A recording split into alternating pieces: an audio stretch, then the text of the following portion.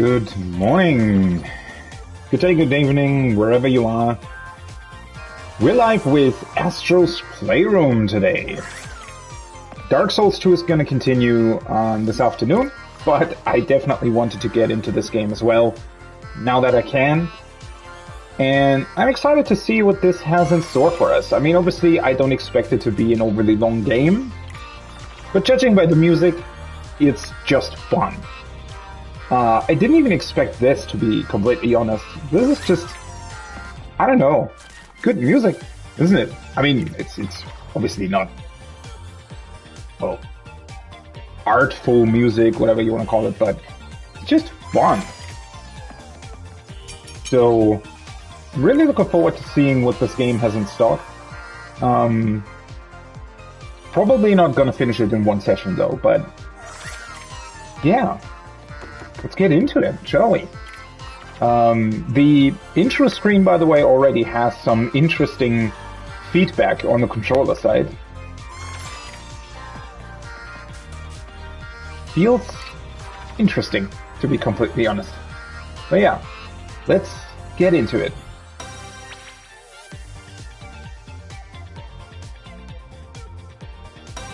Let's dive in.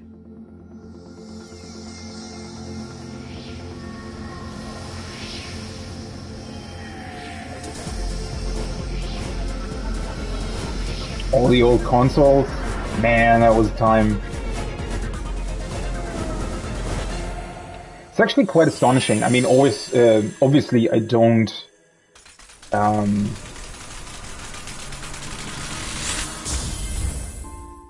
Yeah, that feels definitely interesting. Obviously, I don't own like every piece of Sony hardware. I never had a PlayStation 2, for example, for some weird reason. But I do have a PlayStation 3, even the old fat one that died on me, I don't know, 5 years in or something. PS4, PS4 Pro, obviously. I actually bought the PlayStation Move controllers back then. They were a lot of fun, let me tell you, but they were also heavily underutilized. There were a couple of games that used them properly. Killzone 3 was a good example for that. And there were a couple of mini-games that were released on the store that also utilized them really, really well. I still think that, the Move controllers are also used in PlayStation VR, right? And I still think that they're a really, really cool piece of hardware. Sony always had that. Even back with the PlayStation Eye camera on PS3, for example, there was some really cool stuff you could do with that. And even to this day, I think the PlayStation Eye, for example, is used as a sort of cheap testing camera, right? Or was used at least for a long time. I know that at the university that I'm at, they used it for a couple of experiments. Because it's easy to get, right? Easily available. You can take it apart. There's also some free firmware apparently that you can use on PC to use it for different stuff. So yeah, Sony hardware has always been kind of cool in that regard, right? I mean, back with the PS3, for example, when you could install Linux on it, that was also pretty cool. Nowadays, obviously, you know, they don't do that anymore, really, but yeah, so these are the new triggers. I mean, I've already at this point obviously seen a bit of this. But yeah, that's a really cool feeling.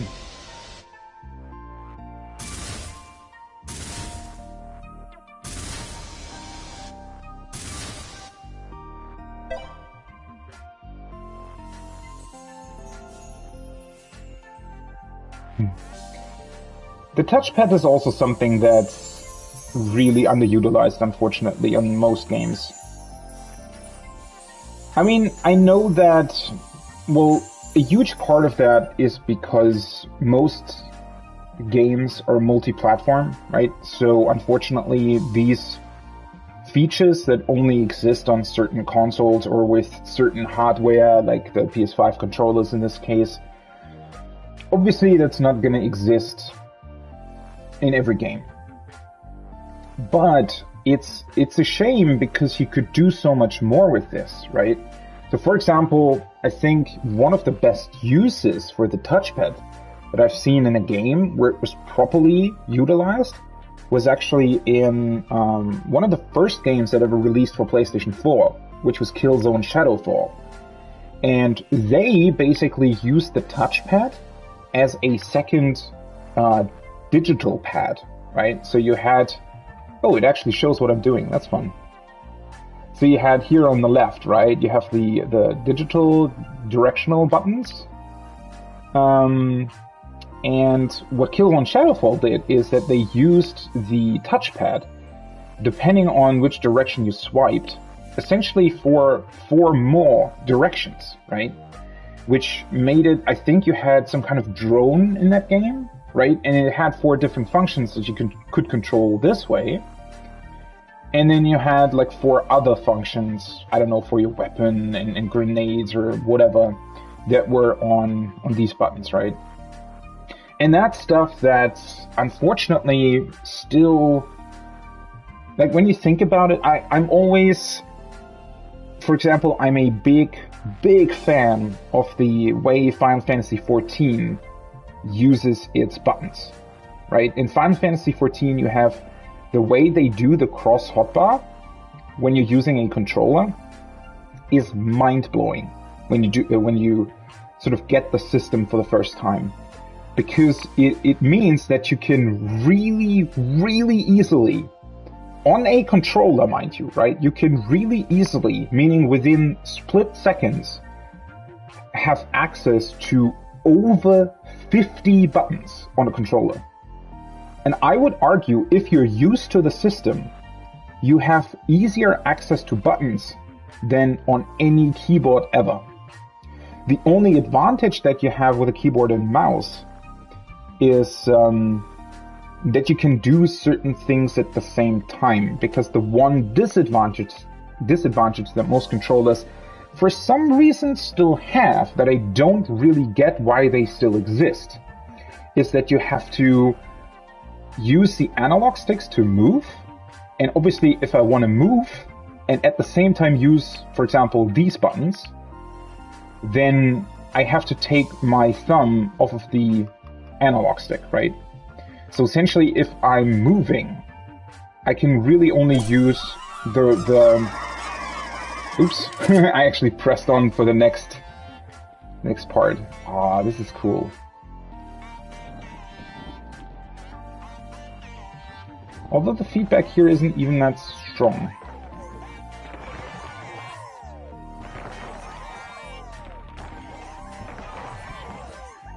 Poor Astrobots. But yeah, does it show everything that I'm doing on the controller? I just can't press X, I think. But yeah, if the way Final Fantasy XIV does it is you have really easy access to most buttons. And the only thing that I still don't understand is why controllers don't utilize buttons on the other side more. I know it's probably because a lot of people at first would be overwhelmed by so many buttons. But I think everybody would get used to it if they implemented them standard on every controller, which unfortunately they still don't. Right? Because your hands, I mean, if you're using a controller, you're only ever using 4 out of your 10 fingers, which is not great, right? That's actually pretty bad design, and that's why I'm still mind blown that it continues to be that way, right? I don't get it. You did need at least 4 more buttons on the underside of the controller so that you could use your middle and ring finger as well on both hands, right? But still, even with only using 4 out of your 10 available fingers, you still have access to over 50 buttons in a split second in Final Fantasy XIV, right? And it really shows how bad a lot of controller layouts still are to this day in a lot of games. And a big thing is actually with the FromSoft games that I don't really like is how you access your quick items, that you have to scroll through them that's a really, really bad design decision. I mean, it's fine that it was that way back in, like, PS3 days when Demon Souls released. Maybe it was okay in the first Dark Souls. From that point onward, they should have had a different system, right? Unfortunately, they still don't. They're still using their awful control scheme. But yeah, that should have been changed a long time ago. I don't know if there are even mods for that kind of stuff on PC, because usually, unfortunately, these kinds of really innovative things are rarely seen, even in modding scenes. But yeah, it's...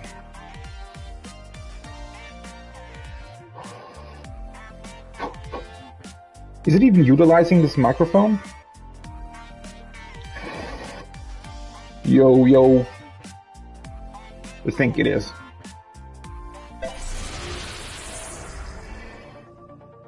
But yeah, it's really interesting to think about, right? When you're, especially when you're presented with something like this. And to sort of look back on what's been done over the years.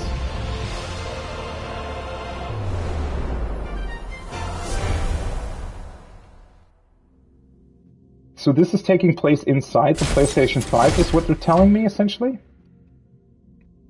God, it looks incredible, by the way. The texturing and everything.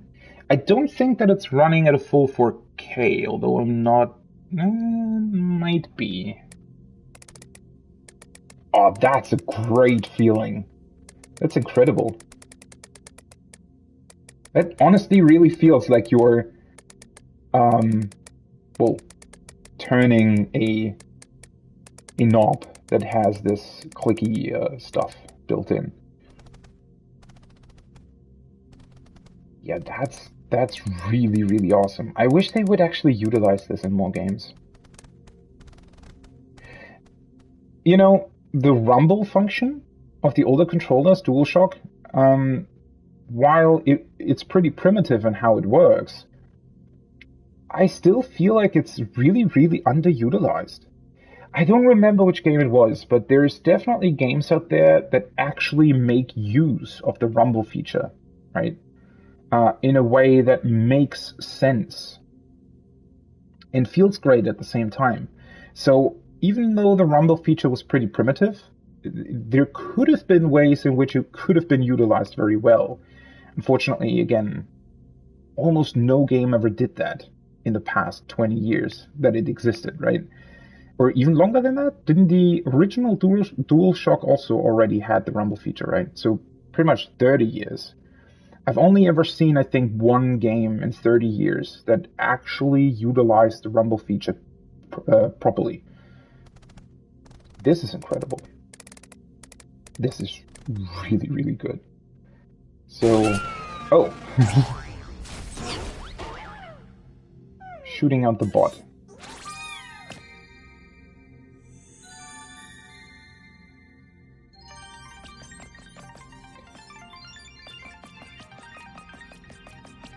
So you're feeling him walking around on the surface. I wonder what this is supposed to be. Are we on like the main board of the console, or what is this?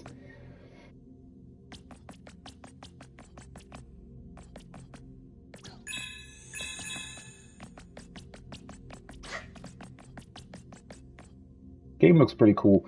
I haven't played a game like this. Well, this is essentially Mario, right? Your classic Mario game in terms of how it works. Oh, whoops. I can actually walk down. Haven't played one of these in ages. Oh, so you have like a... Okay, cool.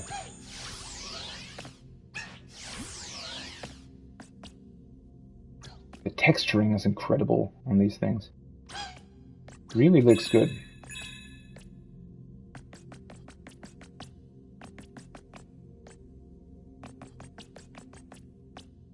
Oh, so I meant to shatter the glass? That's also cool. So if you're walking over this, it feels much more, like it feels like the surface is actually vibrating below your feet, right? which would be the case, that it had like more feedback than this, which is like a way more solid surface, right?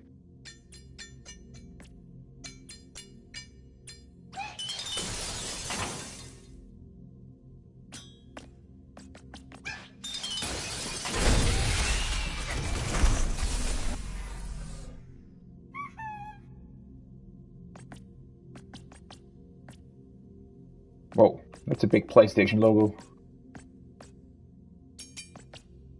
Ah, it's made out of metal. This is fun. This is actually like a really, really cool way of showing off these features. Which is also something that I was extremely disappointed by. So a friend of mine actually got the PlayStation VR back when it was released, right? And they also had a showcase game with the Astro, right? For that. And they actually had a platformer in a way very similar to this, where well, it was essentially a classic platformer, right? But you were essentially looking at it as a big VR robot, almost. So you had the small Astrobot running around, and it could actually be controlled by somebody else using a controller. And you were essentially a second entity, like a big person in the game world that could look around and activate different things. So you would, for example, I don't know, turn a knob somewhere that would activate a bridge so that the other person using a controller could walk over the bridge. But you could also play it yourself and be both people at once, basically. And the cool thing that it did, and that's something that for some reason is also unfortunately not really utilized in VR, and in my opinion could lead to a lot more VR games, is it was pretty much your completely normal platformer, right? It wasn't a specific VR game in that sense, but it still looked absolutely incredible. I mean, obviously with the basic PlayStation and PlayStation VR, you know, the technical fidelity and frame rate and overall resolution wasn't that great, but it was still amazing. Like, you really felt like you were inside that world and you could actually look around with your head and everything, right? And, yeah, I don't know. I wish that more games would do that. Why aren't there strategy games, for example, or simulation games that just make you, like, make your head be the camera that you can look around with while you're in VR? Why does it have to be a first-person experience? That doesn't make any sense to me. There could be, like, imagine an Uncharted game, for example, where instead of having your typical third-person camera, you would look at the scene from either above or whatever angle you really chose. And it would essentially be a completely normal third-person shooter, just with different gameplay elements, because you can move the camera around a lot more because you are the camera. And again, the big feature here is how it looks, right? It's not necessarily about that it is VR. It's just that VR really makes you feel like you're part of the game world. You would essentially feel like you're a flying drone in that world. And it would also alleviate the issue of having, having motion sickness, for example, because you wouldn't actually move that fast, right? It wouldn't be first person and somebody, for example, driving a car really, really fast or something. But instead, you would be the camera that moved fairly slowly in comparison to whatever you were controlling. You could even imagine, like, GTA, for example, being that way, where it would, be I guess a more classic GTA experience, just with very modern graphics and hopefully modern and innovative gameplay features and cool mission design and everything. And you would be, well, not really an overhead camera or a bird perspective camera like a GTA 2, but more of like a giant observer of the scene, right? So zoomed out a lot more than you're used to in your typical third-person shooter or something. but therefore also able to just see other things and interact in different and new ways with the environment. And I don't know why more games don't exist that way. And it also would, I mean, well, gameplay features not so much, but it would be definitely easy to convert a lot of games that way into VR, where you could just essentially be the camera, right, in a VR game. I would like to play that, right? And I don't know. I would even, I mean, well, Final Fantasy XIV, for example, the MMO, right? That's the game that I really, really like to play. Now, of course, in that case, there's different considerations that have to be made for, so for example, the camera is set up in a very specific way so that you can see very specific things in the arena, right? And because it's like in a raid environment and it has to be very standardized because, well, people are running for world first and that kind of stuff, just using VR and you essentially being able to see the whole arena and more or less walk around it in real time would probably be an issue for those kinds of things. But imagine how cool it would be.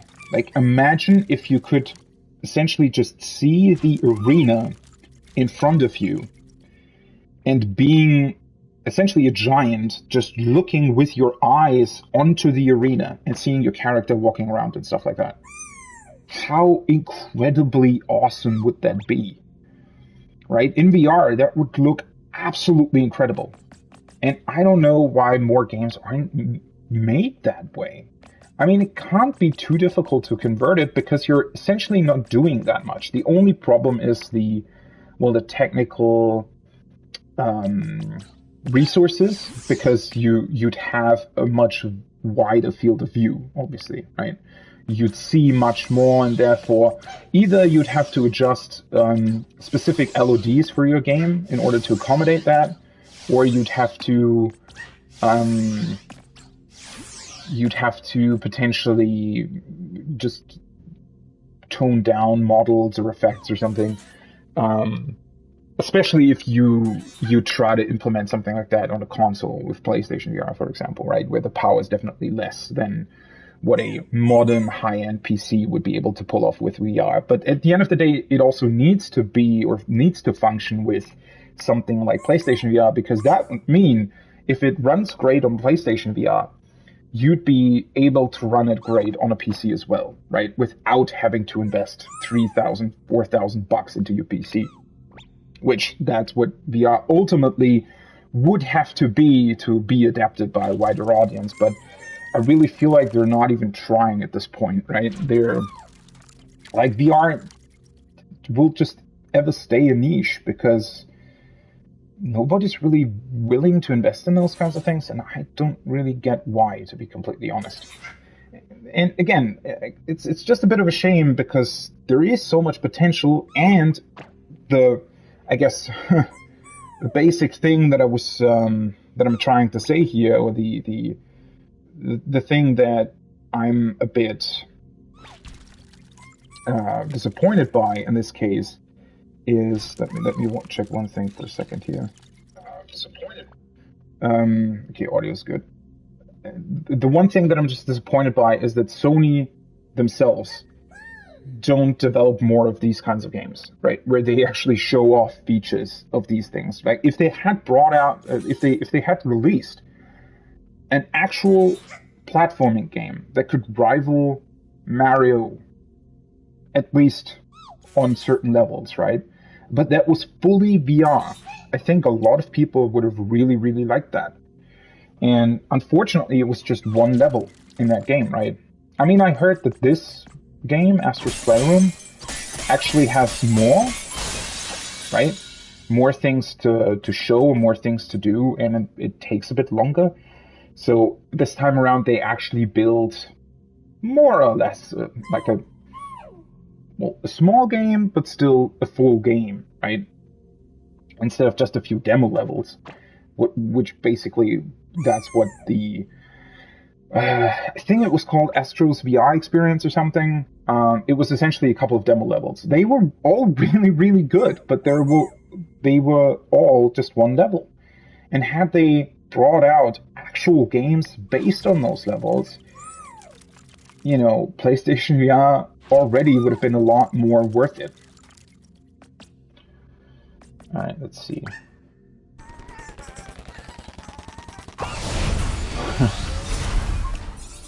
Let's really get into this game. But I mean, that's what's really cool and why I wanted to play this game, right? Is because it makes you think about game design, it makes you think about the hardware that's used, it makes you think about, well, the past and the kind of different hardware that we got and that got released over time.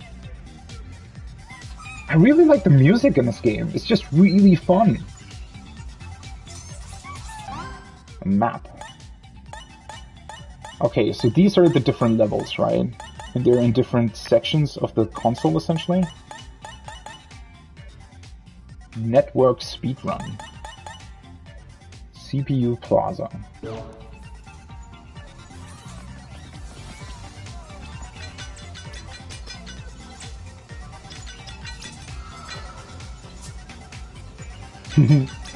They're also just really fun, right? Seeing all these electrical things flying about, being really happy. It's just a very fun thing. They even have flowers shaped like the PlayStation, the PlayStation symbols. And everything is PlayStation, holy shit. Even the wall. That's a great texture. I mean, it's the, this is how the actual console looks like, right?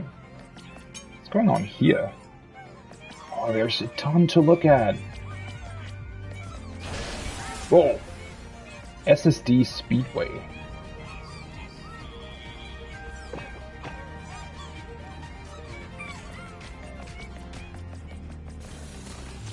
That's a PlayStation 1. I never had the, like the very old one. I only had the small one that they released at some point. PlayStation Labo.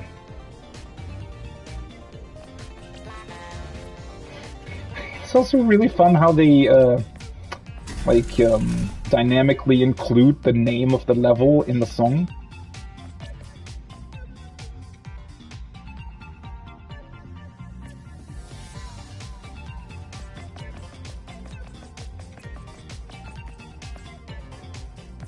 The texturing is just really great. There's some awesome shaders here.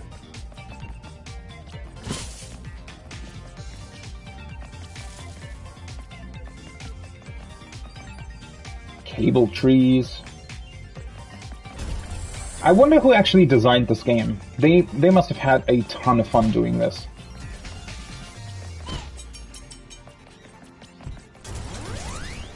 Memory Meadow.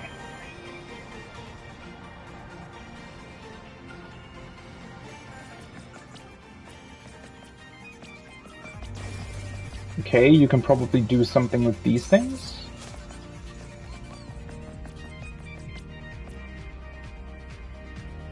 So we're inside the PS5 at this point, right? I think this is what that's supposed to tell us.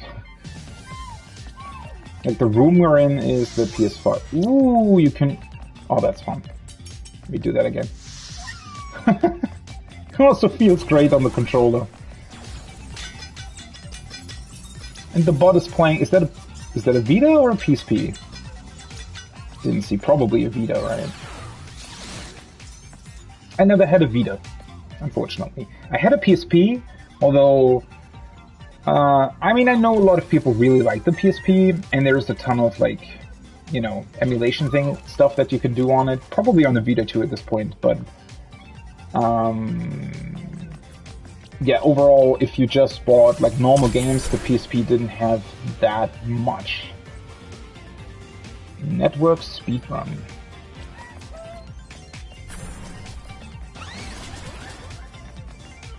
GPU jungle.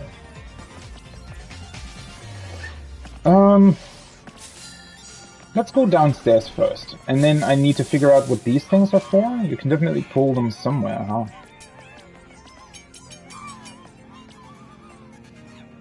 So many bots. They're all really happy.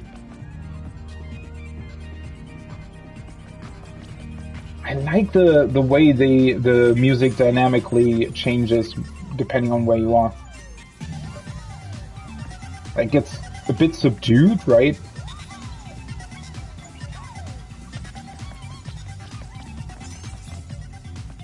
Question mark. Alright, so there's stuff to unlock down here, apparently?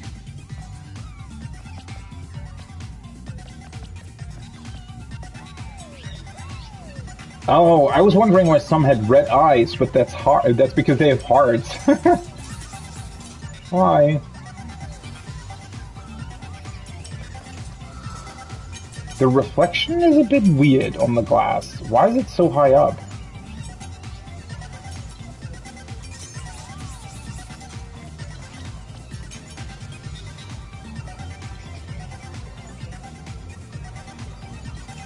I wonder if this includes ray tracing as well.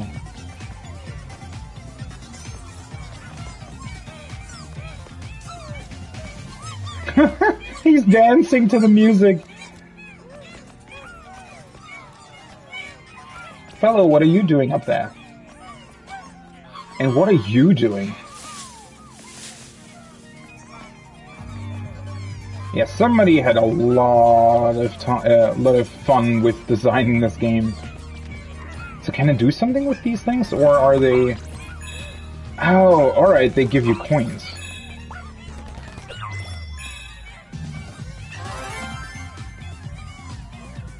And I think I have to collect 4 of these puzzle things. So let me see, this is... Yeah, it says 1 out of 4 puzzle pieces. So you have to find them. I wonder why this is already unlocked. Although, the name sort of makes me think that it's only a, like where you can sort of speedrun the levels, but maybe I'm misinterpreting that. Oh, is there an option menu though? I don't think there is, right? I just like to adjust the audio levels a little bit, but I mean, hopefully it isn't an issue.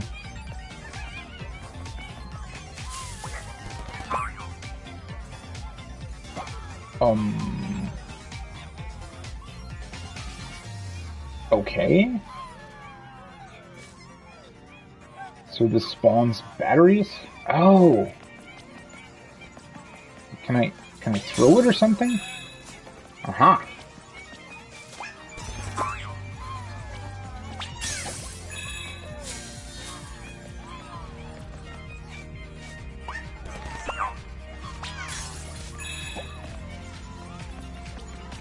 That's those things. There's one more over here.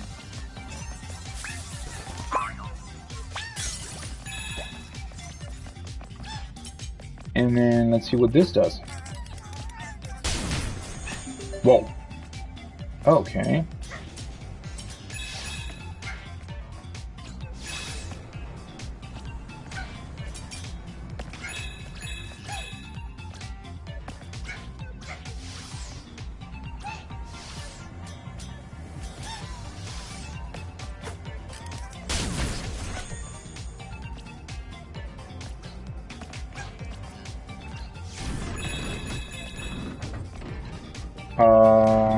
Which way do I want to go first? Probably this way?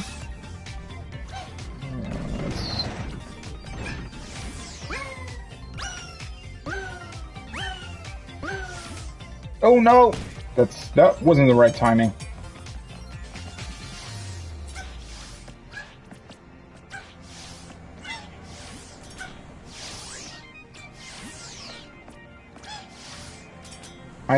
I just wish that it had just a tiny bit more in terms of its movement options, but maybe that's gonna come in later. So we continue over there.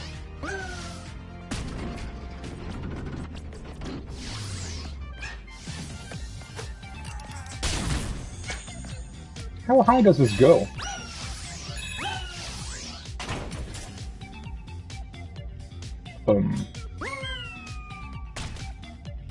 Nice. Probably can go over there somehow. Just looks cool.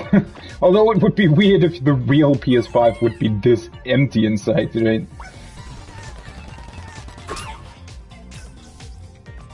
Uh-oh?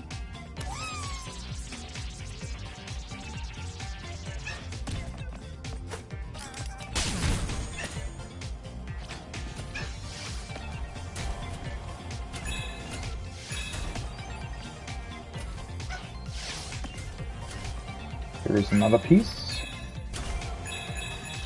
It's number 3, right?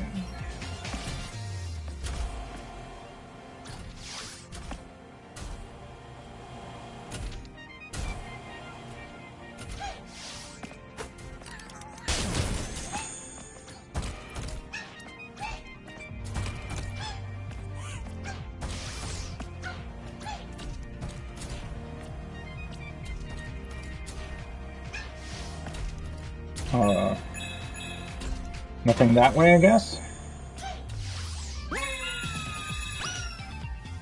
This is really fun. The sound design is also just great.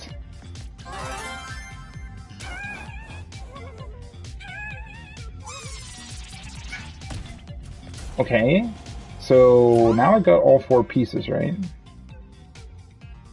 I wonder what that does.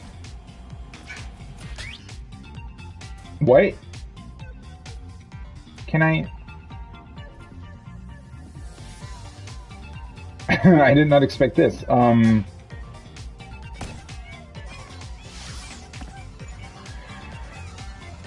So... what am I doing exactly with these pieces? I guess they're just to collect for now? They'll probably tell me at some point, right? So this was the network thing? Network speedrun. Let's see what this is, I guess. Whoa, how many levels are there? That's cool. Start with the first one then, huh? Or do I have to unlock them?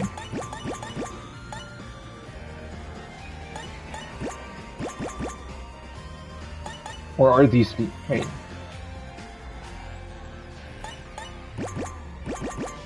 I guess I can't choose them at this point? Do I need to unlock them first? Maybe let's... I mean, let's just start with one of the things, right? These things at the wall stay around, I guess? Cooling springs. I don't have... although, let me see for a second. Can I, like, sprint or something? I don't think I can. Not yet, anyway.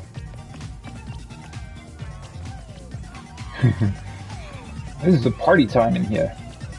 Nah, there's nothing where I can, like, insert the puzzle pieces or something. But I don't think that they're gonna take them away. That wouldn't make any sense. If you had to recollect them or something. Let's go to the cooler first. Cooling springs. The feedback's really cool on the controller.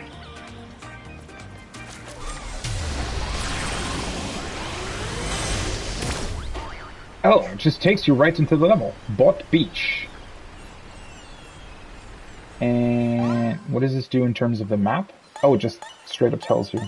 Yeah, I wonder why this is here.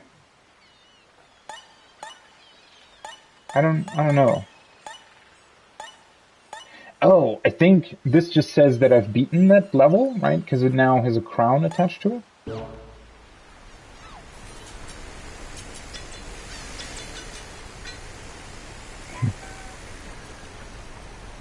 How did that happen? How did the PlayStation symbols get inserted into the into the surrounding ice?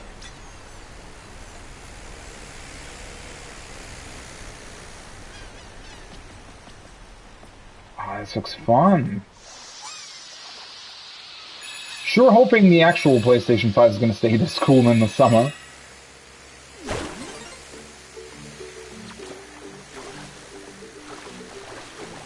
Oh, you have like a... what's it called? That looks cute. Like the swim ring thing around the bot.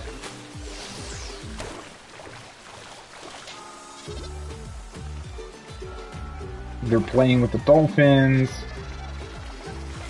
I guess he's trying to learn to swim. Really cool details that they've put in this place. God, there's so much to look at. He's taking pictures? They're just enjoying their time. He's fishing, although he's just fishing, I don't know. I don't know what he's fishing. What is this?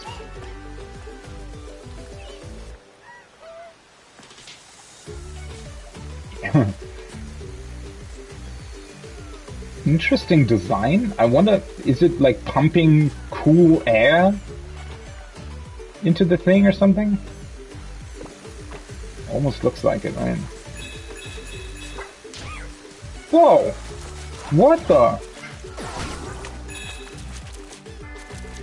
Do you have like lives, or do you just lose coins?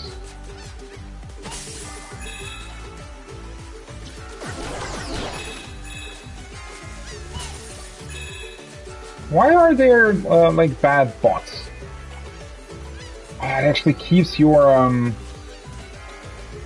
well, it doesn't keep them around for forever. Still looks cool though.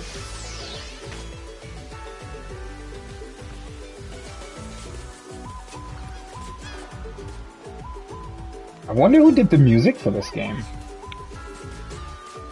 They did an awesome job.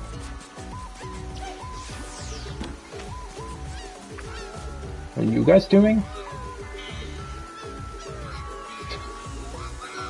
He's a bit warm apparently. Is that that's supposed to be some kind of underwater camera or something?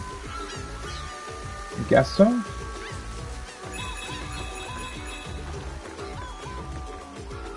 Oh yeah, they're filming as well. What are they film? So, I guess they're filming some kind of adventure movie. That almost looks like something out of Horizon, right? Aloy and Rust? Or is this no? Or this is God of War probably. Yeah, of course, that's Kratos. I'm an idiot. That's because of the red. Yeah, that's Kratos and whatever the. I haven't played the new game actually. I need to do that definitely now that I've gotten it for free with the PS5, because the PS Plus game collection thing includes. Where are you trying to go, buddy? Includes God of War. Definitely have to play that at some point.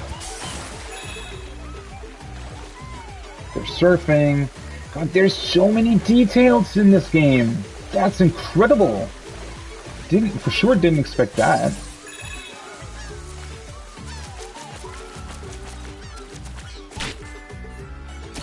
Oh, wait. Are you supposed to do something with that?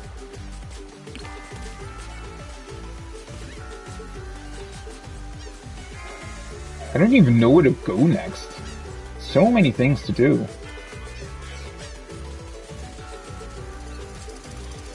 There's a bot crap. Oh, he's collecting trash. Oh, we need these things in real life. Holy shit, that would be useful. Or, you know, people could just stop throwing trash right where they are, you know, doing their holiday vacation, but I don't know. Guess people are idiots.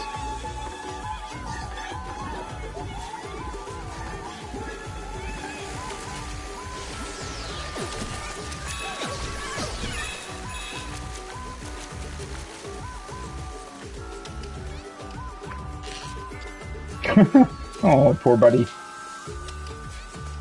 So what does this do? New artifact. DualShock 3 wireless controller. Can you say 6-axis fast 10 times? Do I want to? 6-axis, 6-axis, 6-axis, 6-axis, 6-axis, 6-axis. Well, for God. It's not that easy. DualShock 3. Yeah, back in the day I thought this was a really good controller until the DualShock 4 came out and proved that it's actually not. I mean, it's still, like, it's a very durable controller. That's definitely what I can say. It's way more durable than the later ones, even though it doesn't feel like it.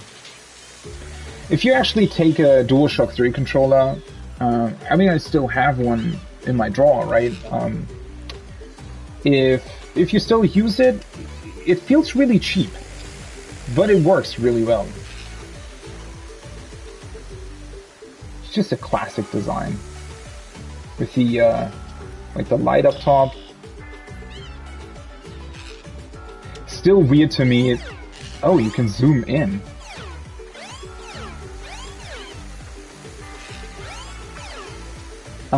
Still really weird to me that they had this problem with the rumble feature when the PlayStation 3 released. Apparently there were some patent problems that they had, or they didn't want to pay the licensing fee for the rumble function or something. And so they released it without it, and instead made it seem like, oh yeah, of course, we always planned for it to just be a 6-axis controller. And the rumble feature actually doesn't fit into it, because there's so many new features, right? And to be fair, the 6-axis controller features were also really, really good, and heavily underutilized as well. So, for some reason, everybody always played the Wii back then, right? Because it had these new motion controls, right? And everybody could get into it. By the way, the 6-axis controller has better motion features than the Wii. And there's actually one really, really cool bowling game on the PlayStation 3 that where you hold the 6-axis controller like a bowling ball, and it works really well. Like, way better than Wii Bowling. Right? So it's just unfortunate. I mean, it's, you know, with the shape of the controller, I guess it's not really made for motion controls, so it was always just a gimmick in most games. But as you can see, like, the sensors that they include in the PlayStation controllers, they're really, really good in terms of their orientation and stuff. And it's kind of a shame when you think about that these sensors are included in the controllers. I mean, they do cost money as well. Not much, probably, but still, they're in there, and they're only ever used for, well, essentially gimmicks like this, right? And also, one quick funny thing, I guess, is back when I bought the PlayStation 3, right? I had it on launch. It was actually really easy to get it on launch because it was so, like, incredibly expensive back then.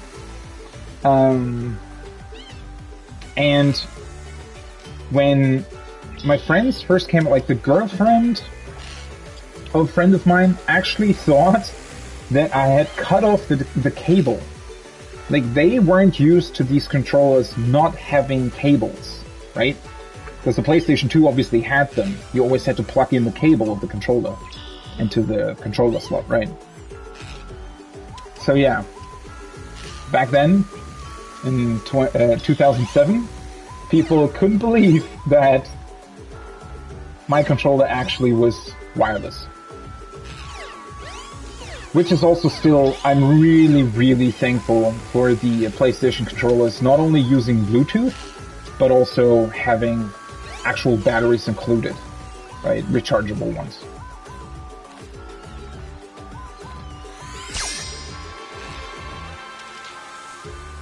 So, is there like, oh, so there's 2 artifacts here. Cool.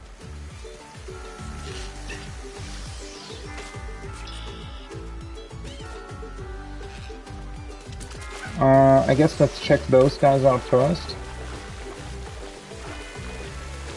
Oh, I guess you can go faster when you're pressing R2 or L2. There's one puzzle piece. What are you doing? Oh, he's probably asking himself if he should ask. It's incredible. Like, the design of the Astrobots is actually really, really good. You should probably have made a... Like, if you got a good director... I mean, Sony has the money and the the studios and stuff, right? They could probably make an animated movie out of these guys. I don't know why they haven't, to be completely honest. I mean, if Lego can get away with all of what they're doing, you could also just make a like a series for children or something, like a Netflix series out of these guys. I guess they don't want to. He's just chilling. I also like this PlayStation-shaped, or controller-shaped floating thing. I actually want one of these. I don't have a pool though. Oh, this is hidden very well.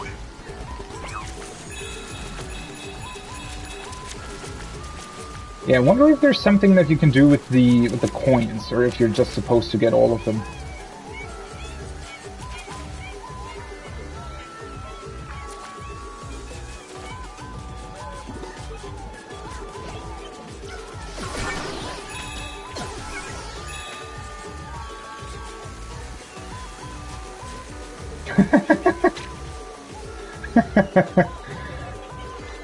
And he's also laughing about him. God, the amount of details that they've packed into this stuff is incredible. Wait, is it? Oh, those trees have something. Ah! What?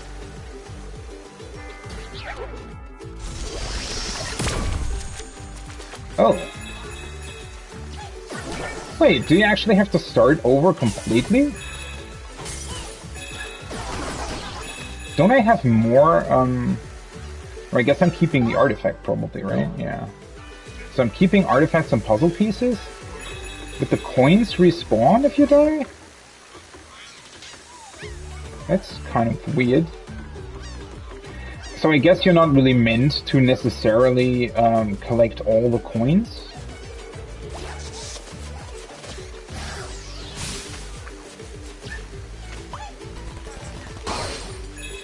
Okay. So you have to let him jump first, and then...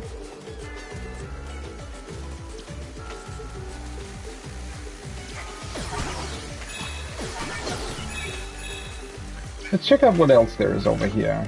So these guys I've already seen, but... I haven't been here.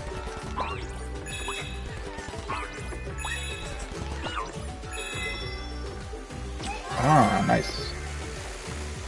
How many pieces are there? Probably 4 as well, yeah.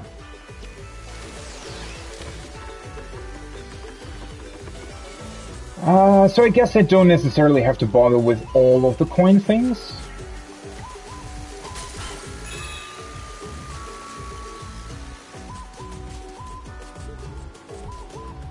Ooh, you look dangerous.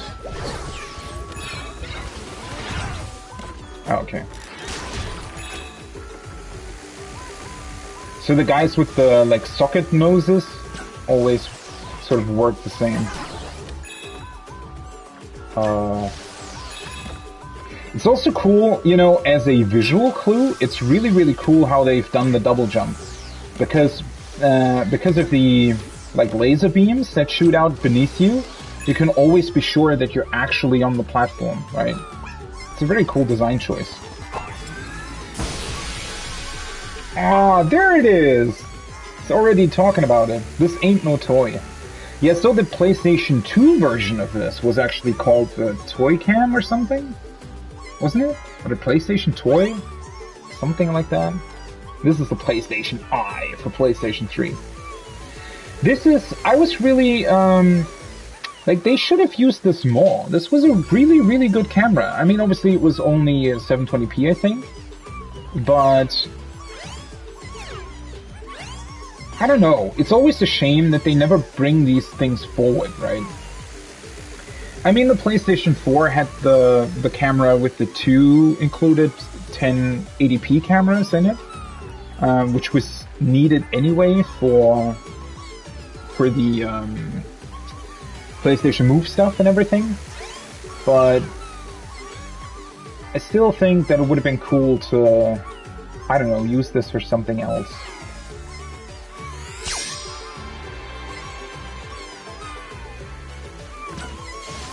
Alright, let's see what these guys are up to. So they're learning how to surf. What are they doing?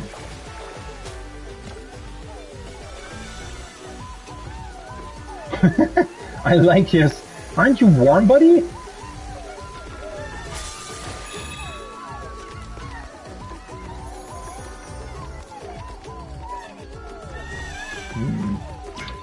I mean, I don't think that there's anything here. No.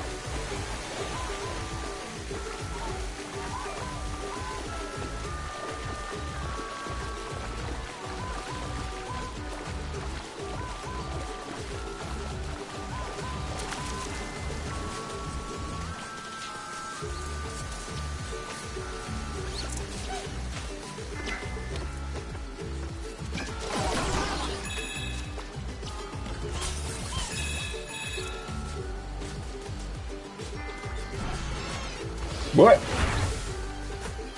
Where did you come from? So, let me see. I'm still missing 2 puzzle pieces.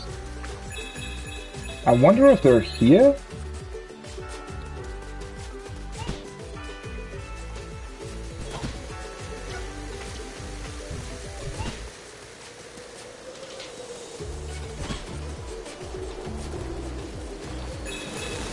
You can actually continue, though. I thought I had to activate something or to deactivate the... Thank you for playing! Didn't even notice that. Oh, the details in this are incredible. I always like when developers like go overboard with details like this.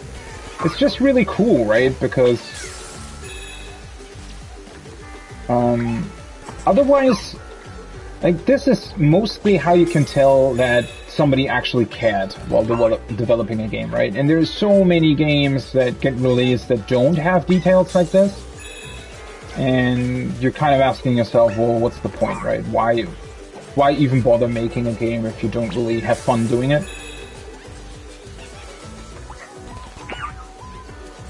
And that's not even really about resources or anything, right? If you don't have the resources to include details like this in the first place, then don't even bother starting. Because this is what makes games fun, right? So, I mean, I guess that the last 2 puzzle pieces are probably... No, wait a second, there's one.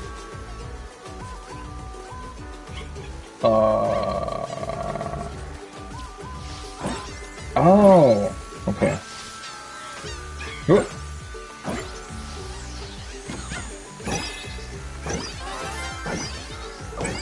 Nice.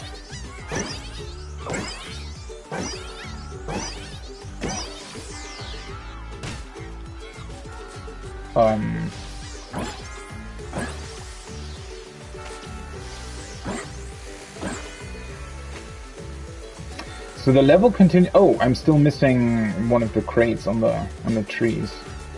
Maybe that's where the final puzzle piece is?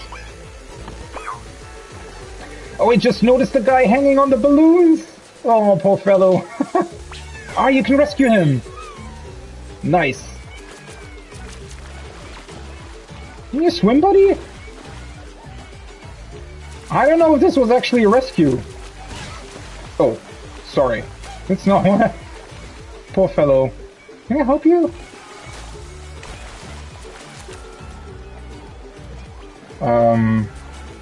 Guess not.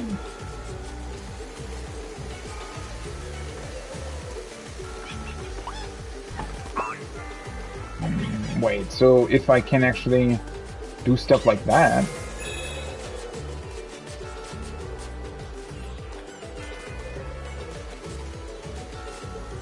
Or is the last puzzle piece literally in here? I mean, it might be. Never mind. Oh, I didn't see that before. Alright, so this is the one level.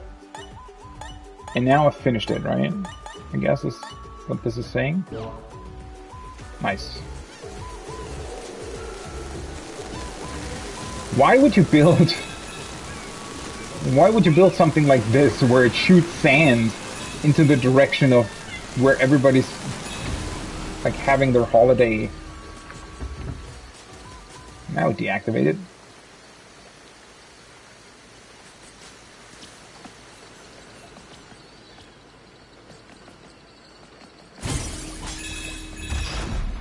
Whoa. Oh, that was a very cool feeling. With the sound together.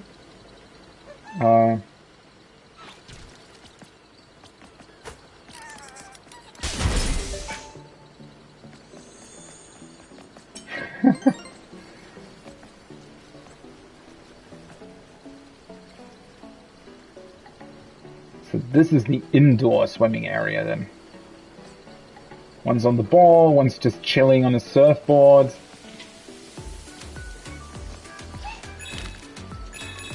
Oh, that's also a great feeling.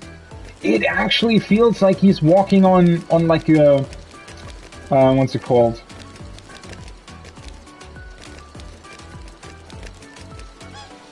Like the sort of mattress material thing, right? It actually feels like you're walking on it. That's so incredible. Oh, there's a big coin here. Well, that's just 10 coins, I guess. Oh, you can you can look at them showering.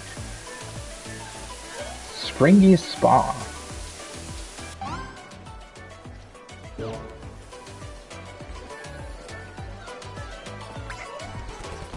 Oh, I guess that's the next level.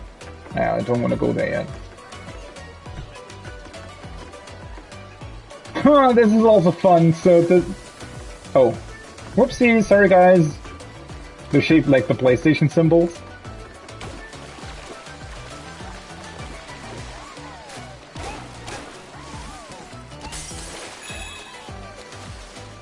I didn't even really connect that. So obviously I'm using the like the circle button as a floating device. Because it's a ring. Why is this red now? What?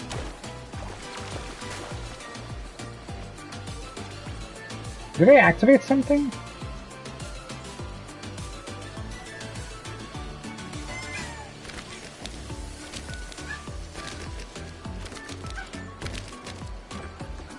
This is also great. Oh shit. What?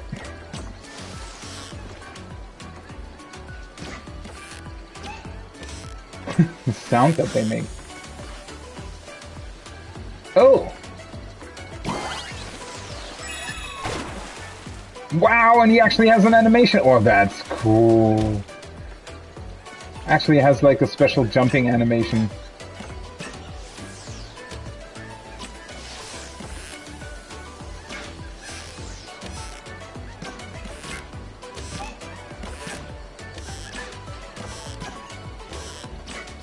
Only on the big one, though.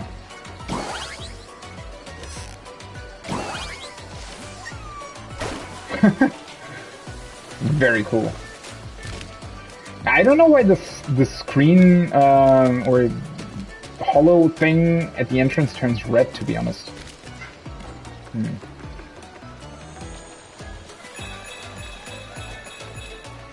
Another one chilling. Oh yeah, well he looks definitely like he's having a great day. All of them learning swimming. He's eating a cake? What are they doing? What happened to you? So, is this a reference to Fat Princess? Or is it a reference to something else? Because Fat Princess was like a PSN game back in the day. I think they also did like Fat Princess 2. I never had that though. I remember that being, well, the game idea was really, really good. But remember on the PlayStation 3, for some weird reason, they weren't able to actually have cross-game chat. So every time you wanted to chat with your friends, and, you know, Discord wasn't a thing back then, right? So if I was playing with my friends over PlayStation, or PS3 in that case, we always utilized the in-game chatting feature, right, to talk to each other. But it didn't have cross-game chat. So we always had to text chat or write via phone or whatever. And once we were in game, we could join each other's party and actually have audio chat as well. And the problem was that the Fat Princess game back then, we tried it, right? We bought it on PSN. It was actually a really neat idea. So it was, how did it actually work? I think you pretty much had like two parties. It was sort of a, I guess, strategy game, you could call it. You had like two parties, and I think the objective was to feed as much cake as you could to the princess. The one thing that I don't remember is whether or not you fed the cake to the opposing team's princess or to your princess. Because I think the objective was you had to rescue your princess from the enemy team, right? So it was basically like a more involved capture the flag, but it was really cool. It also had, I think it had different, essentially you had minions that you could like summon or something, and they had different skill sets, right? So there was a magician that was ranged, and like a knight that was close combat, things like that.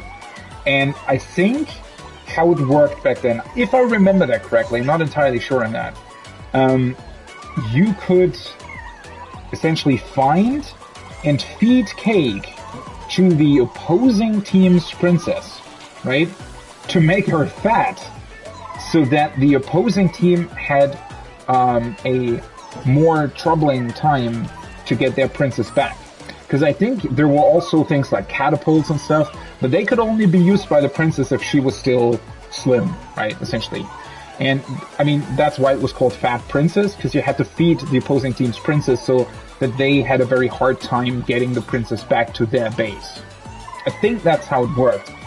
And now, the problem with that game was, though, it didn't have persistent voice chat, right? If you wanted to chat, you had to press R2 while being in the game. So it was like, what's it called? Like talk to, or press to talk, I think is what it's called, right? So you had to press a button essentially to talk. And that was just really, really annoying if you were just trying to have fun with your friends, especially while playing the game. Having to hold down a button on a controller is much more annoying, right? And so we kind of dropped the game. We only played it for a couple of hours, and then, yeah, it was really unfortunate. But I wonder if this is a reference to it. It's sort of the only game that I could think of that this would be a reference to. And that's what I remember from it. It was a really, really neat game idea. It was just kind of a shame that,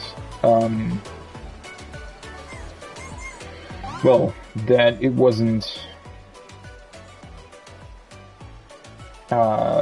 like the voice chat function wasn't implemented properly. And that's also really weird, right, when you think about it, because had we had cross-game chat parties back then, it wouldn't even have mattered that the game didn't have a proper voice chat implementation, right, or a very annoying one at that.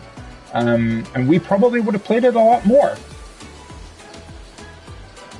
So that was, yeah, really, really unfortunate.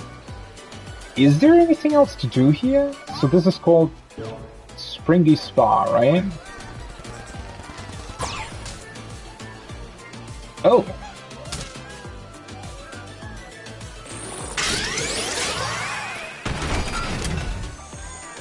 Okay. Oh, that's a, wow. So I can, by turning the controller, I can, it honestly really, really feels like a spring.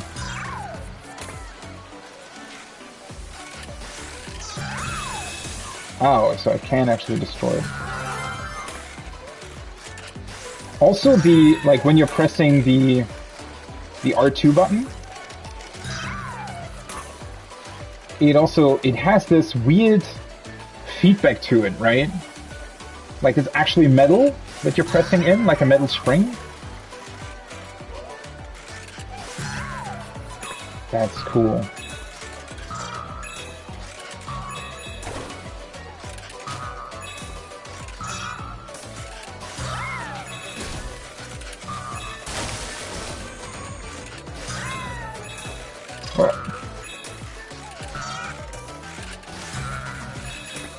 Oh, you can still control it mid-air as well. That's cool. Didn't realize that.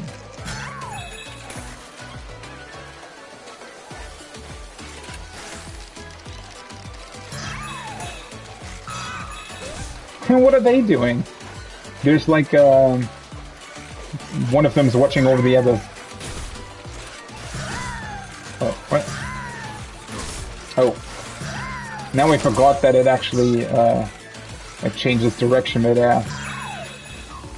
Oh!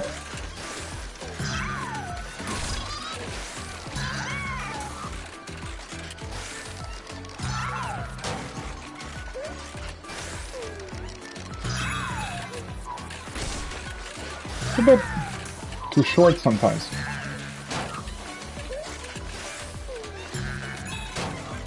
Guess I didn't press the button long enough. What are they doing?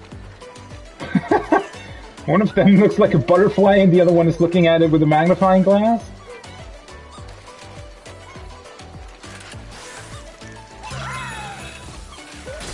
Seriously? Am I doing something wrong? That I can't always jump over the whole gap?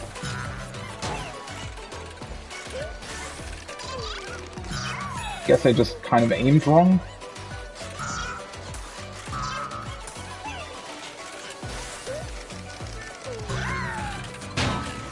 Oh, ouch. No, that's not what I... Well, it's actually not that easy to aim. I wanted to get right on the edge.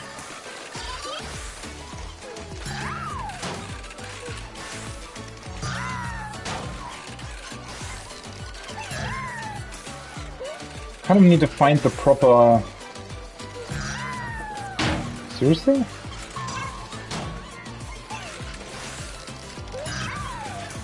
Probably want to be right on the edge as well, huh? There it is. But the controller feedback is absolutely incredible.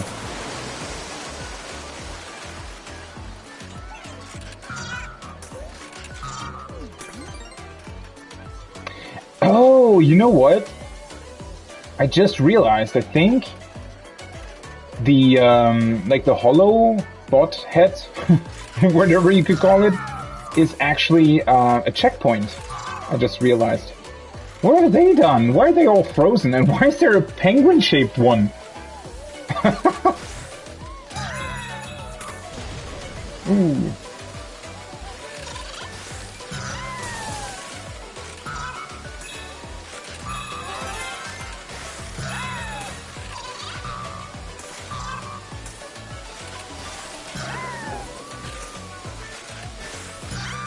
Also, the background design is great, right? These, like, neon signs of a PlayStation controller and the palm tree.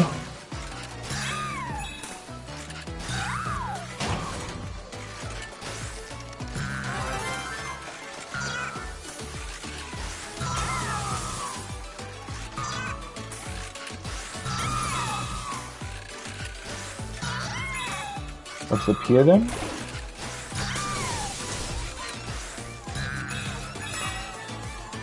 And they're building a sand controller castle. One of them's stuck in it. Alright, what's this?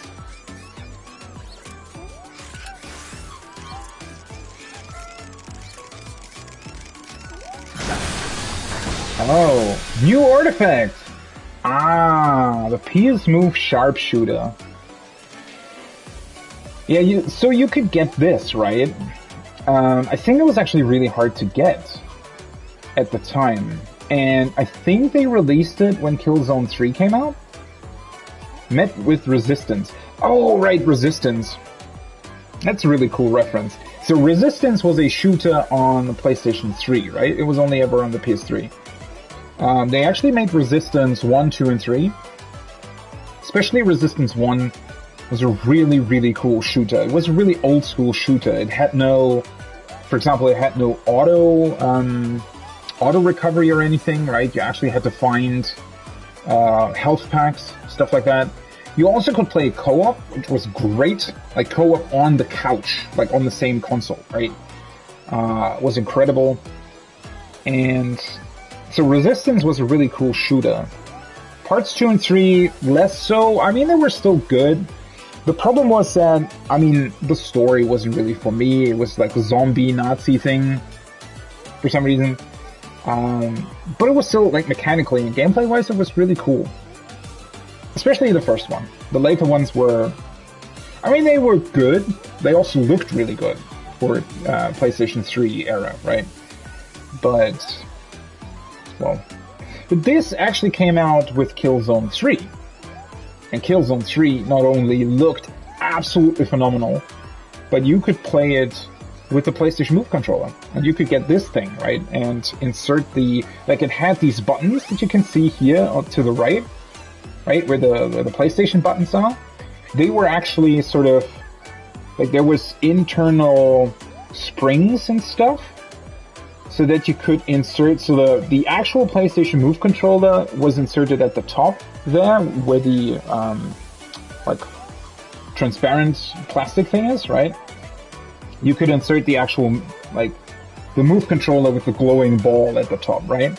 And then you had the other one that included an analog stick, and you could, I don't know, how did that work? I think you put it somewhere in the back thing, or something. And so the buttons were all sort of had springs on them and had mechanisms on them so that they mapped onto the actual Move controller buttons.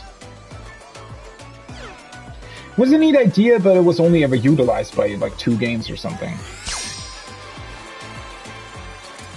Which, again, you know, that's the big problem. Move was pretty great in terms of its technical design, but there was never really any games for it, so, well,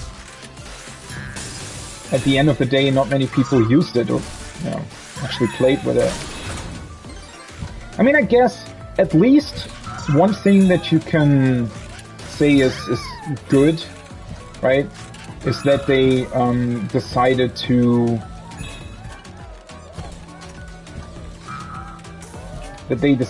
let you actually... They decided to actually use the Move controller for PSVR, right? They could have, honestly, most other companies probably would have come up with their, like, proprietary solution for that system, right? So I guess at least they didn't do that. Seriously? I want to go over there.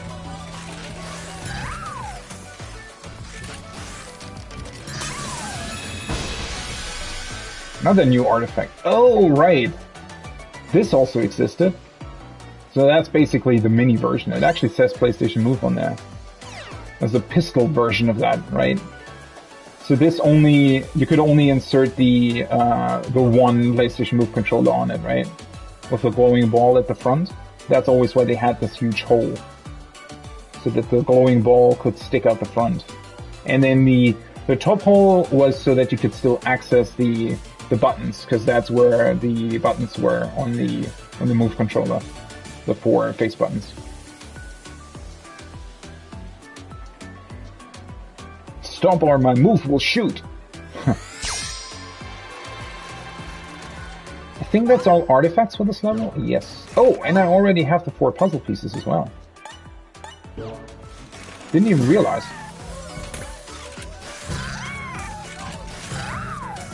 Ooh, that was close. Dude Raider! They're playing Dude Raider! Okay. Eating popcorn on the couch while the other guys are playing. That was... oh no, no, that's not what I wanted to do.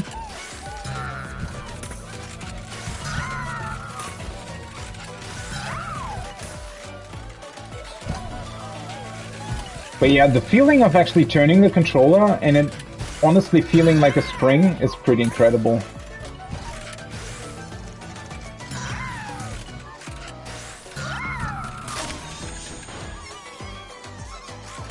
Guess this is the end of the level? What's that one guy doing? He has like the diving headpiece on, and he's just dancing away. The one on the palm tree as well. They're all just dancing. God, they're having so much fun. And to the left, the guy with the sunglasses. Oh my god. That's incredible.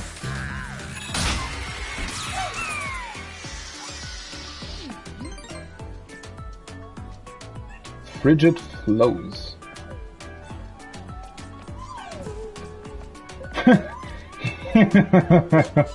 He's playing Solid Snake.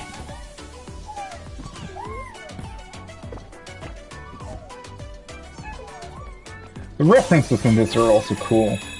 Really, really well made. Probably missed a couple as well. Oh! I didn't miss this though.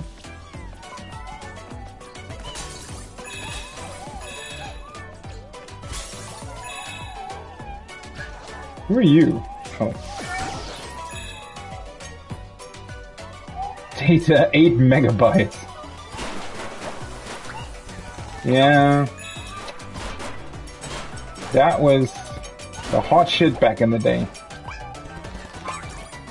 That's kind of mind-blowing to me, right? That the memory cards on the PlayStation 2 were 8 megabytes. Even the whole concept of having to use memory cards back then was...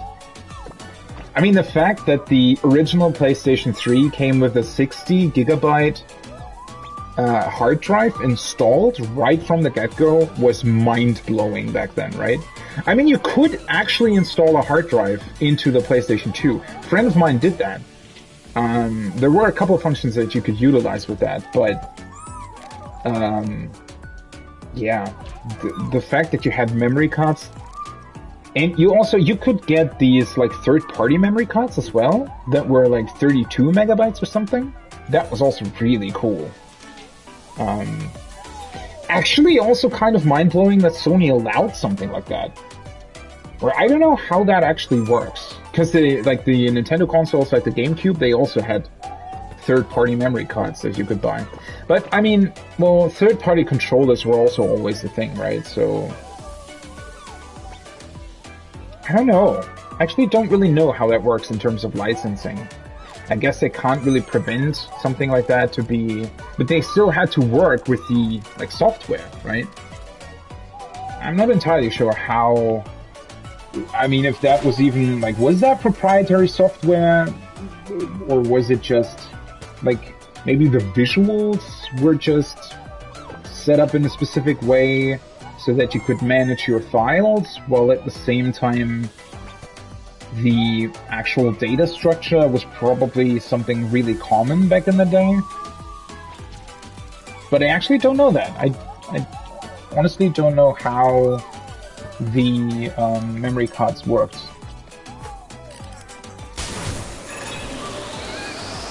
Oh, that looks cold!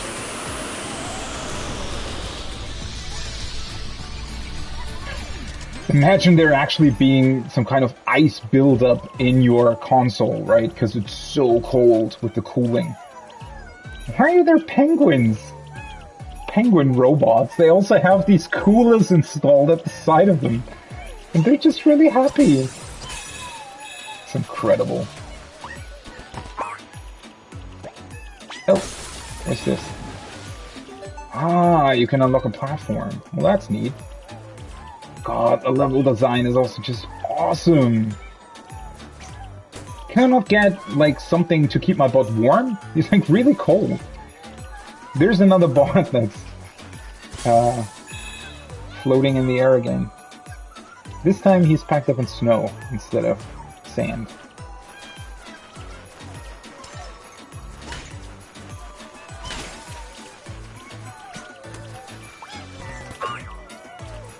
Let me free the poor fellow that's attached to the balloons.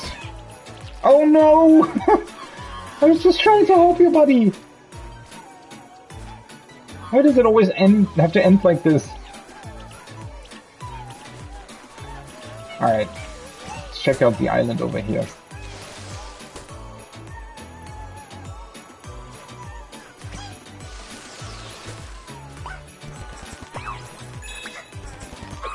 probably a puzzle piece here. Oh wait, what did I just do? Is there like a... I think there's like a different attack that you can do. Oh, an artifact. PS Move Navigation Controller. The motion controller's left-hand man. Well, if you're right-handed, that is. Yeah, this thing was actually also... I think in the beginning, move controllers were actually really, really hard to get, because everybody wanted to have them for some reason. They're still, like, mine are almost unused, right? And this is, like, a great piece of hardware. It really, really felt properly built, right? It really, really felt pretty good, the build quality. Especially this one was... Because most of the mini games, right, the PSN games that you could download back then, most of them only utilized the normal PlayStation Move controller with the light on top, right? So you only had to use one hand for most of those games. And I think there was only one game where there was an option that you could use two light control, like two main move controllers, right? Where they both had the light. And I think that was part of what they showed when they first showed off the demo of this in E3 2009 or something, where they had like a bow, right? And you could have an actual move controller in both hands, and you could actually draw arrows and properly draw your bow, right? And it would use two main move controllers with two light bulbs. This controller, though, was used for Killzone and stuff, right? If you wanted to play Killzone 3 with the Move controller, I think you had to have this one to move around in the game world, right? Move around with your character. You'd still needed this. And again, it was great build quality, but it was just... I mean, you know, you would just...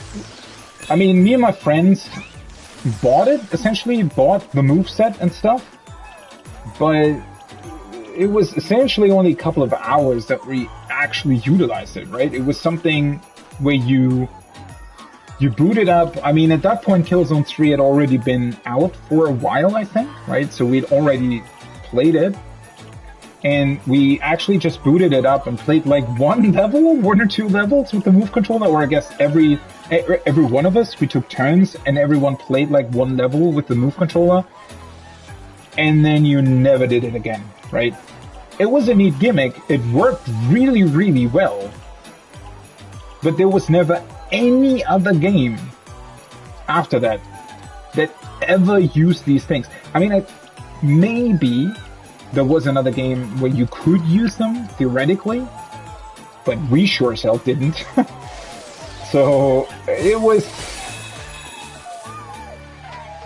certainly interesting. I mean, it's a cool piece of hardware. It's a cool piece of, I guess, hardware history, but at the same time, it's just a shame that these things get released without actual proper software backing them up, right? What are they doing? Are they telling, like, ghost stories or something? Wait, this has to be a reference to something as well, right? Why is he holding an axe?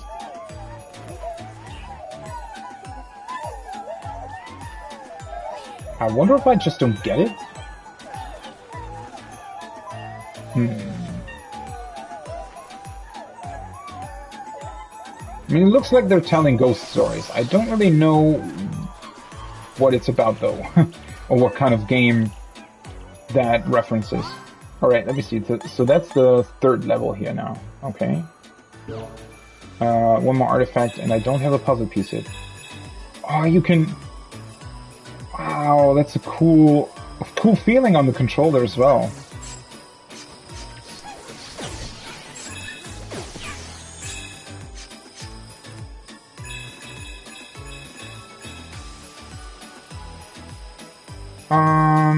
I guess I'm gonna go here next.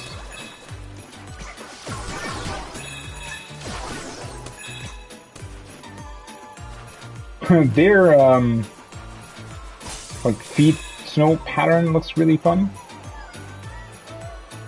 I went over there already.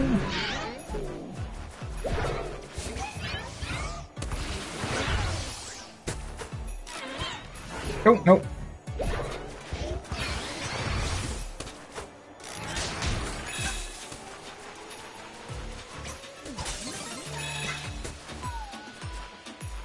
What are you guys doing over here? Oh, that's just to get back, huh? Ice fishing. I noticed a puzzle piece. Nice.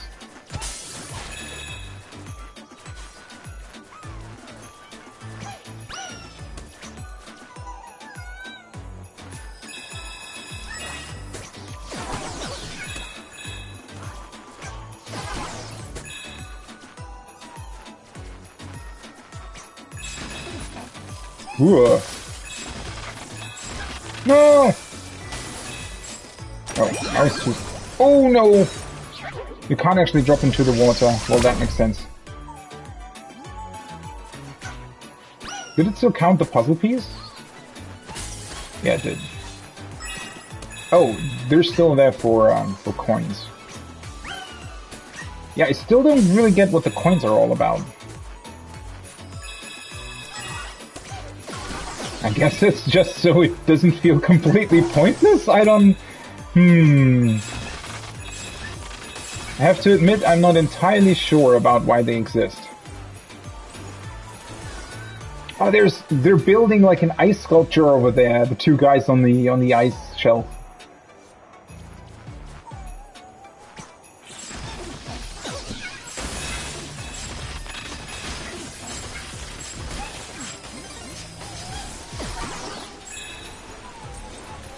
What are you doing? Poor guys are just trying to hold on. There's a lot of checkpoints in this level. I mean, I guess there's also a couple ways in where you might die.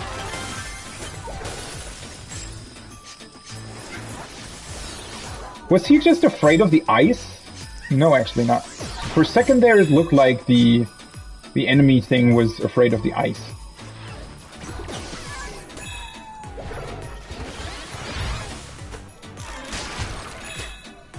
What are you guys doing? That doesn't look entirely safe, to be honest. To use a hammer to do something on a glass surface. They're all working on it, though. No, they're not all working. One of them is lazy and lying up top. Ooh, the water's really rapid here. Okay. Is this water cooled? Where's the water coming from? It looks kind of strange, to be honest. Interesting. Oh, that's this guy again. He has, like, pretty big range. Shouldn't underestimate him. Oh! Well, I missed one of the coins.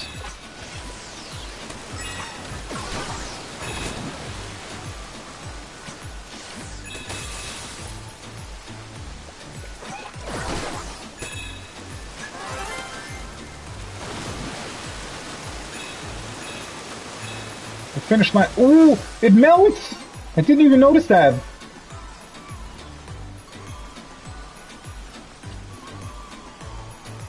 Okay, there's just more than there's so many details here.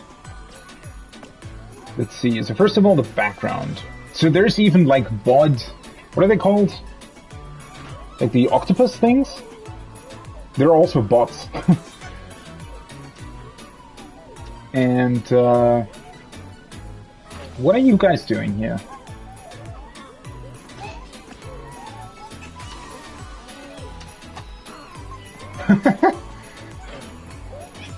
So, wait, what is the scene? So he's like an evil scientist, it seems like? That looks like a zombie. and they're trying to kill the zombie. Is this a Resident Evil reference, maybe? Might be, right? Because don't they look like... I'm not the biggest Resident Evil guy. Yeah, with the door, of course. Right. With the door is the loading screen in the original, right? Yeah, that's definitely Resident Evil. He's afraid to go through because of the zombie.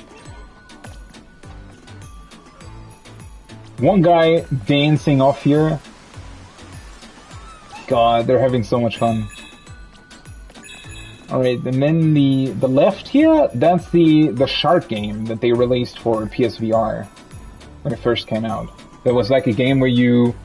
Well, game. It was more a thing to look at. A thing that looked cool, I guess. Right? Where you would, in VR, dive into the ocean in a cage like this, and a shark would come and...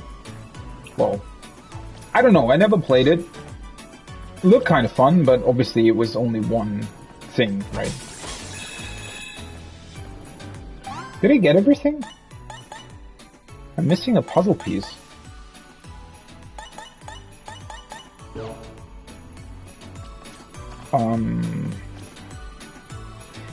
I guess I can go back. Because you can't really go back from here, right? It's sort of a linear level.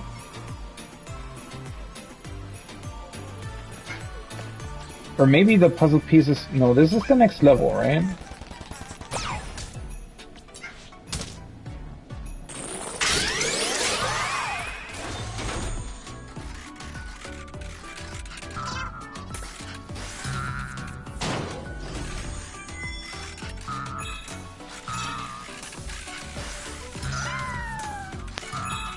Or is this... Is this still part of this level? No. That's the next one. I'm also missing another artifact here. So definitely want to go back.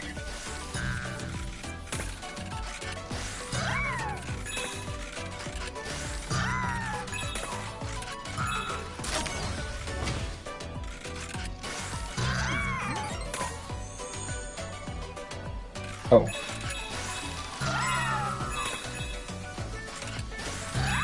So many all the little bots in the background.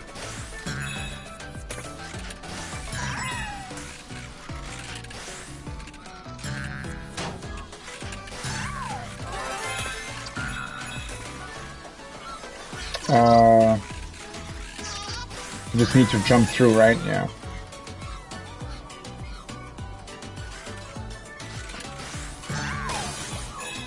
Oh.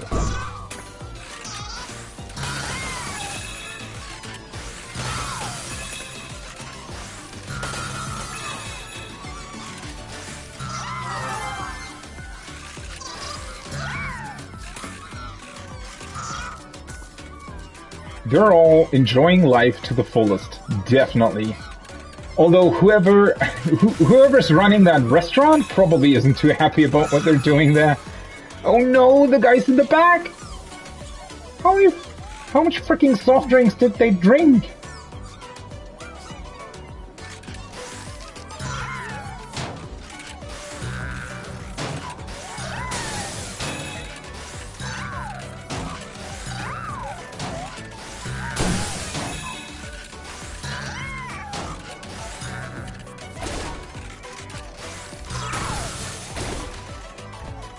They're playing volleyball.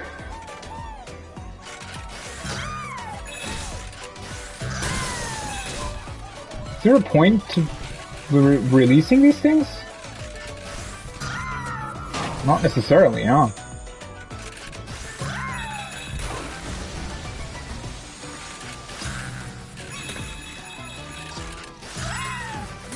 What is that? Is this the correct way? What was on the other side?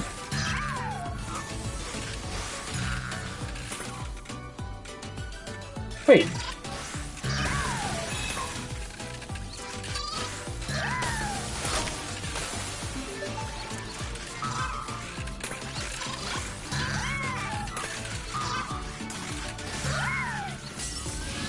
Oh, another artifact. Oh no! The UMD's Universal Media Disc. The PSP things. Yeah, that was also quite something. So the PSP, instead of having like normal discs, it had these discs that were encased in plastic. And apparently back then, especially when it was released, there was a case of a lot of people who thought that this was just like a protective casing, and they tried to open it up. But obviously you'd break it, right? There wasn't any way you could open them up because they weren't meant to be opened up. They were meant to be stuck in this casing and be inserted with the casing into the PSP. I mean, overall, it was kind of a neat idea because it sort of combines the, I guess, easy storage that you have with like, you know, old school Nintendo games and stuff, with still being able to utilize a CD type medium. But honestly, they probably should have just used like mini CDs or something. I mean, again, it was a neat idea, but yeah, I think some people just thought that it was like a casing of some sort. And I think so it had, how did it work? Right, it had like an opening in the back that you can see here, right? So the reading head of the PSP would read on the open section.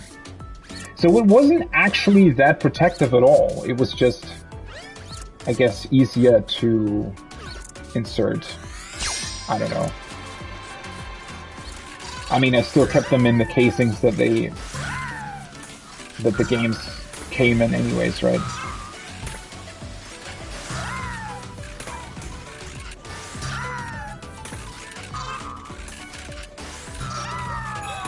Ooh, that was a bit too close.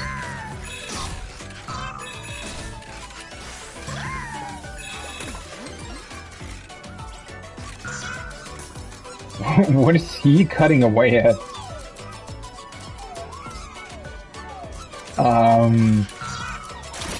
Wait, is that also a reference to something? Ugh.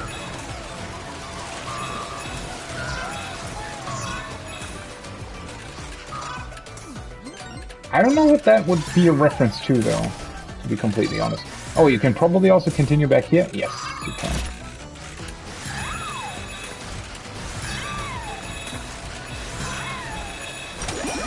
No!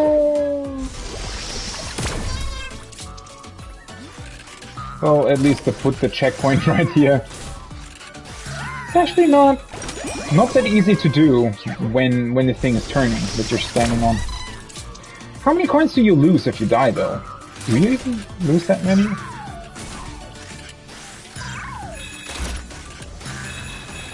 I think you actually lose like 50 or something? Or 20? Another artifact! The PSP! There it is! Great piece of hardware. Really, really expensive. Loves being held, yeah. Biggest flaw, obviously, only the one analog stick. They rectified that with the Vita, but... It was a pretty great piece of hardware. It was pretty powerful back then, right? So it came out... Didn't it come out before the PlayStation 3 came out? I think so. And it was pretty much as powerful as the PlayStation 2. Which was kind of mind-blowing back then, that you had a handheld that was that powerful. It just, yeah, the game selection on it was just never really for me. I know that it did have a couple of really awesome games. But... yeah, sadly not really my cup of tea. I was also really... So the main games that I had for the PSP were the GTA games.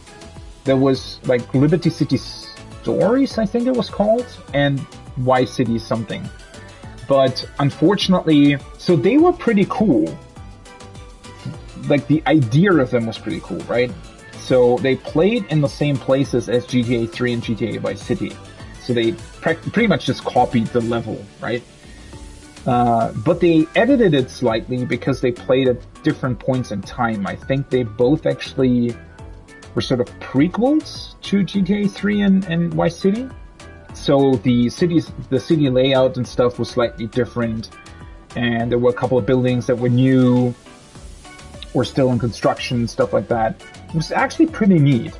The problem was that the mission design, for some reason, Rockstar thought that it would be a good idea to design sort of timed missions, because they, for some reason, thought, oh yeah, this is a handheld, so obviously people will only play in like 10-minute intervals or something.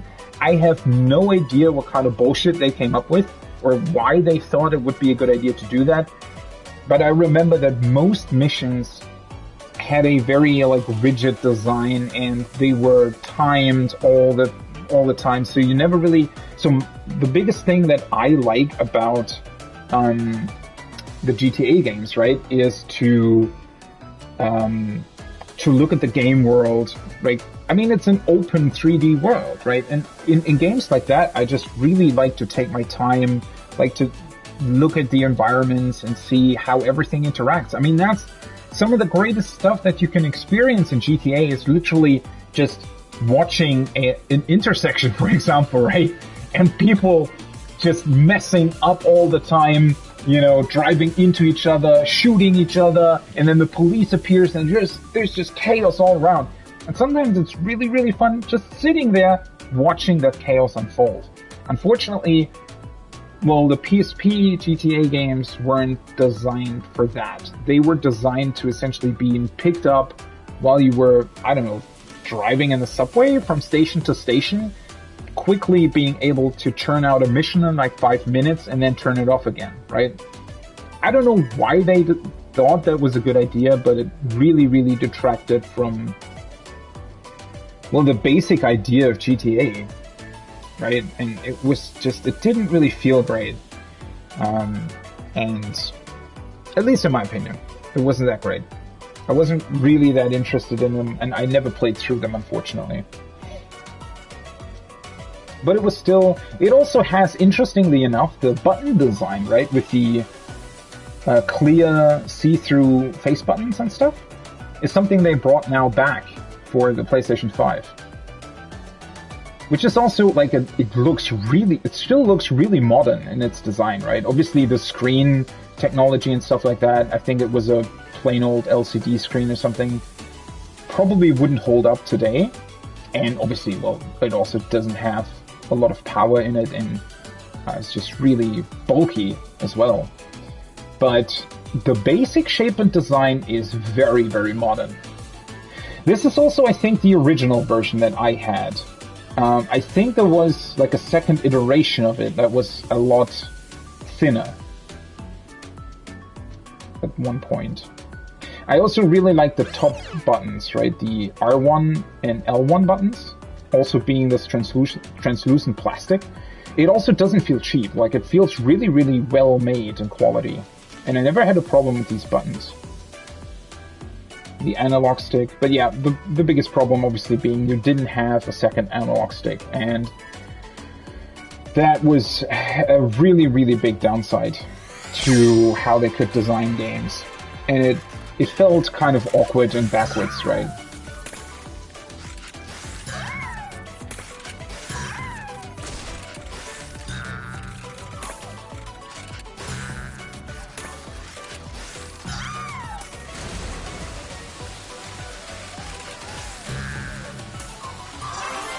Another puzzle piece!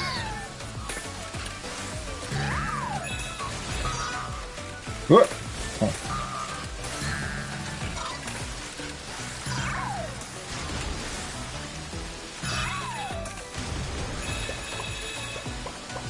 Oh, the dolphin! Nice! That was a cute ending. Oh, the background.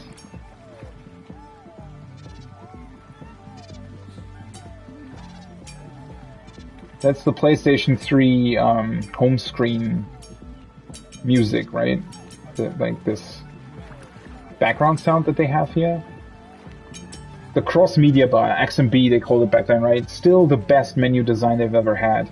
Not that the PlayStation 4 or PlayStation 5 have a bad menu, but the XMB is just, that's the best menu that I've ever seen on any console. It's just really, I think the reason why they're not using it anymore in that way is because it's probably overwhelming for the average user, which is kind of sad to think of it that way, that something so simple like that would overwhelm anybody, right? But it was a really simple and elegant design, and it was, at least in my opinion, it was really easy to get to everything. And the biggest advantage that it had was that you could really easily see everything that was available on your console, like all of the settings that were available, and yeah, everything really. It was just a really neat design, and it just felt. The thing is, it felt like you actually had control over everything, right? Nothing was hidden, everything was laid out and clearly visible. All the functions you had at your disposal, all of the things that the console could do, was just really great. Unfortunately, the performance, when the PlayStation 3 first released, you couldn't go back to the cross-media bar without closing the game you were in, right? And they later did a firmware update where it what is now really, like, now that's commonplace, right? You can just, I could just bring up the PlayStation menu at any time, right? I could switch to another application, I could go into settings, all that kind of stuff. That wasn't possible back then, right? Back then you actually had to close the game to be able to access your main menu, essentially. And again, they later did a software update where they had it so if you press the PlayStation button, it would bring up the cross-media bar while you were still playing the game, right? So the game just was in the background and the cross-media bar in the front. It had a horrible performance, though. Like, it took ages to load things, and it felt very laggy. So I don't know why they ever approved that, but I guess. And it wasn't even all that useful, because most functions were actually locked, right? In order to actually change settings of the console, for example, you still had to actually close the game to go back to the main menu. But I think it was mainly for text chat, for example, right? So you would be able to bring up your friends list, you would be able to send a message to somebody while still being in the game, right? And that was a really big deal back then. I think, well, it was pretty clear that while the cross-media bar had a really good design, in terms of functions while playing games, I think Xbox 360 actually had way better stuff, right? That worked way better back then. They had all the sort of party functions and especially voice chat functionality and stuff. They had pretty much nailed on Xbox 360. I never had an Xbox. I can not really compare it, but I mean, I've seen a lot of people with it and how it worked. And yeah, so unfortunately, that was a bit of a problem because they never really planned for that kind of functionality from the get-go, right? They only implemented it later on. Which doesn't detract from the fact that, as I said, the cross-media bar in and of itself, in terms of its design, not the functionality while in-game, but the functionality while you were in the main menu was incredible. And the design was incredible. And I wish there was an option to change your menu style on PlayStation 4 to be the cross-media bar. It's sort of still the same thing, sort of. Like, the symbols are the same, and it's like the style of how you switch between your game selection and the menu selection up top and everything reminds you of the cross-media bar, but it's not the same functionality, right? When you're, for example, the settings menu is the biggest thing, right? Instead of just seamlessly going into the settings, it actually opens up the settings menu, right? And then you can scroll through the settings. While in the cross-media bar, you were still in the cross-media bar, right? And changing the settings was really easy. And then you could just, with 3 presses to the right, you were back with your games, right? I feel like that kind of functionality is a lot well, not a lot harder to do, but there's too many button presses with a lot of things these days, unfortunately. It's just one button too much to go into your settings, and then you have to press circle to get back, all that kind of stuff. That's really unnecessary, overall. What is this this is definitely another reference to a game. I wonder which one. Alright, let's see. So, we can still go to the side here. Hey! That's really cool. Is this SingStar? Maybe? I think the style of the cutout pieces that they have, it's pretty much done the same style as a game, but again, I fortunately can't really tell which one. They're still filming as well. Oh, this is also a great piece of... Like, this would be so much fun to have something like this in reality, but you need a big pool for that, right?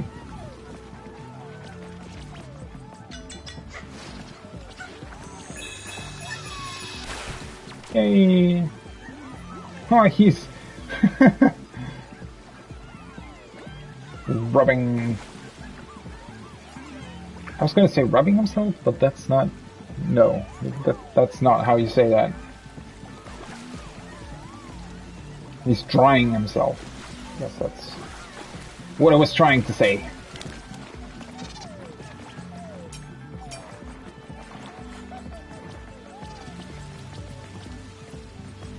So, I guess this is the end of the level?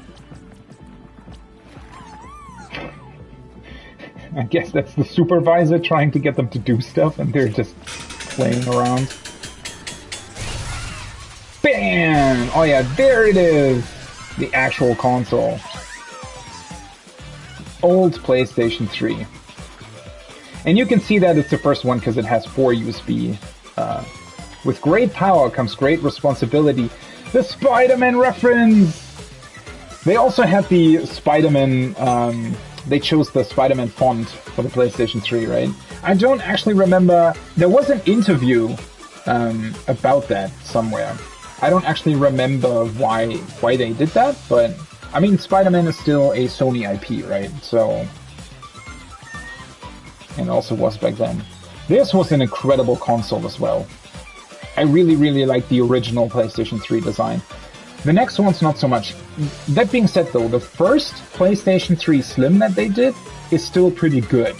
It's not as good as this one, but it was still a neat design. The second PlayStation 3 Slim that they did is really, really bad. I have it because my PlayStation 3 back then gave up, like 2 years before the PS4 came out, I think, which was really unfortunate, but obviously I still wanted to play on the PlayStation 3.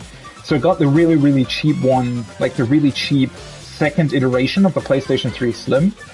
And that has like a really, really cheap Blu-ray drive, where they have like a really cheap and plasticky feeling drive up top that manually opens up and closes, right?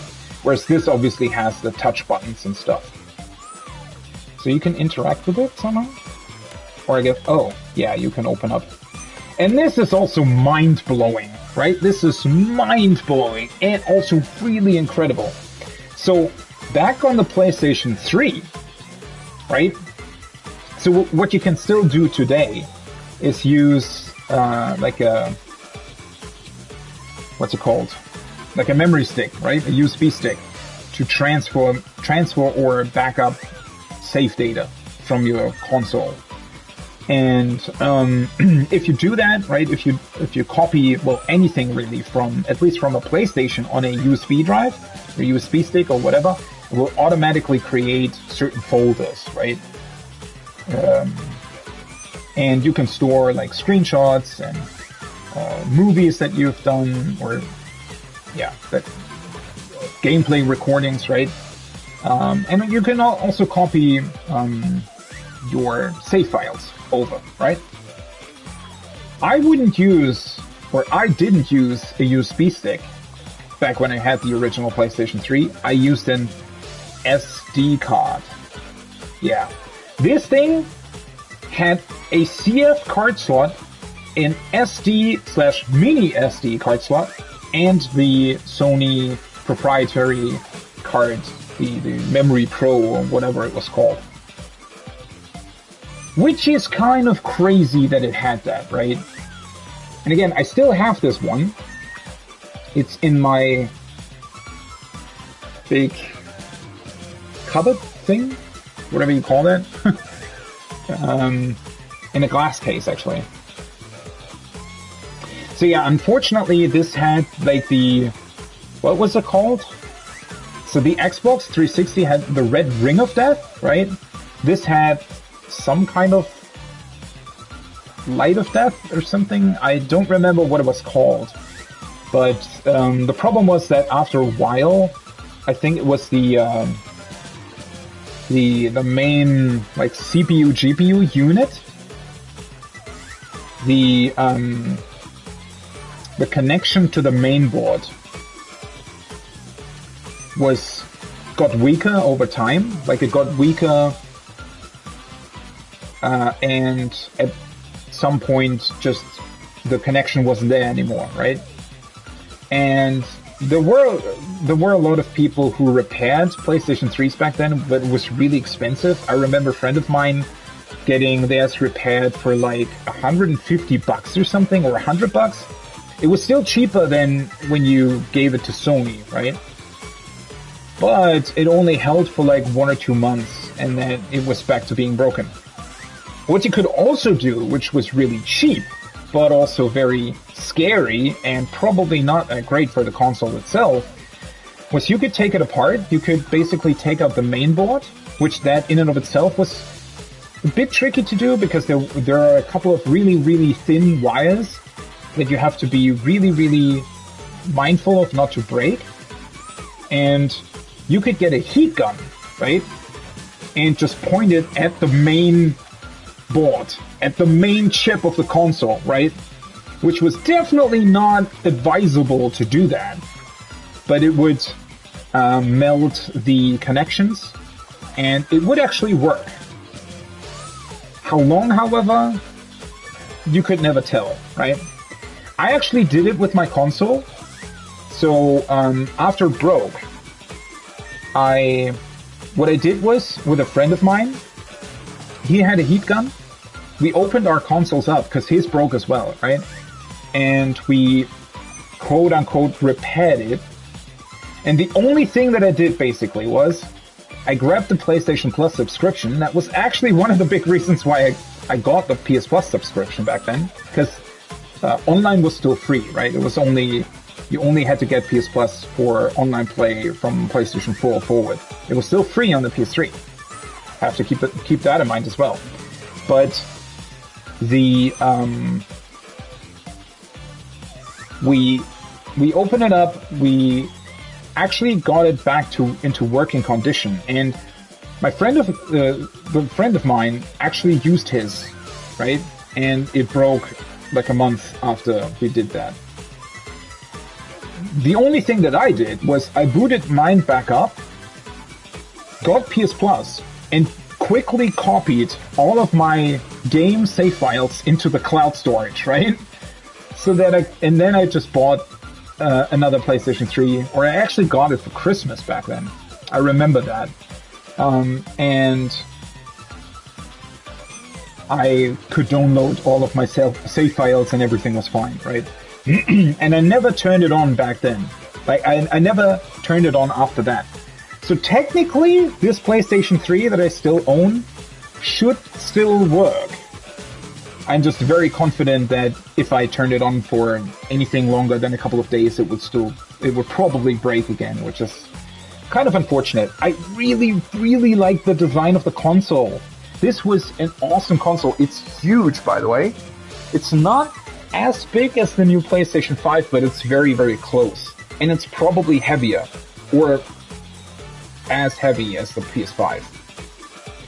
One thing that was also really annoying is they did a revision of this console at some point, and they, like, the first major hardware revision that the PlayStation 3 got was actually not the PlayStation Slim. It was instead that they removed the card reading slots from this one. So there was still a revision of the fat PS3 where they removed the card reading slots, and they also, for some reason, decided to remove 2 USB slots, as if having 4 USB slots was very, very expensive. I don't know. Which I was always really glad about, that I had 4 USB ports, because back then I used them a lot. So I think, well, one of them was definitely used for charging a controller, right? I think because I had 4, I actually used 2 of them all the time to charge controllers, which was really unnecessary back then, because the controllers, get this, the PlayStation 3 controllers, the 6-axis ones, and later the DualShock 3 as well, their battery lasted for 45 hours. I could use a controller for a whole week before I had to recharge it. Now I have to recharge the controller, like, not even, like, I'm playing, I don't know, if I'm playing longer, at least on my PlayStation 4. Now I still need to test the PS5 controllers. But with my PlayStation 4, I actually had to plug in the controller while I was at lunch, for example. While I was having lunch, or I had to switch out the controller in the evening if I was playing the entire day, because they only lasted for like 7 to 10 hours, depending on how new your controller was. The old PS4 controllers that I still have from back when I bought it at launch, although then again, I bought the PS4 at launch, and then because they had really bad analog sticks back then, I actually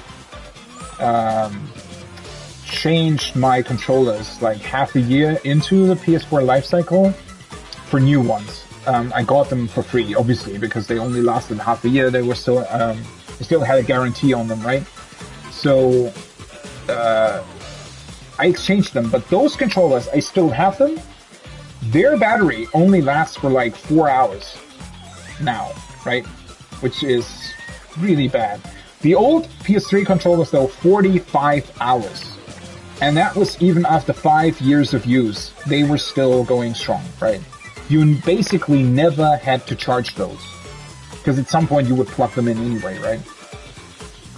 But also I had, like, what was it called? Guitar Hero 4 with the drum set and the guitars and microphone and stuff. And it was really, really good that I had the PlayStation 3 with the 4 USB slots, because you had to plug in the microphone, which was USB. You had to plug in one thing for the guitar, and then you had to plug in another thing that had like an extra USB slot even to plug in another guitar and the drum set, right? But yeah, it's crazy to me that this console had SD card slots, right? But again, you could install Linux on this thing. I never did that, never had any reason to really, but I loved this console. That was so cool.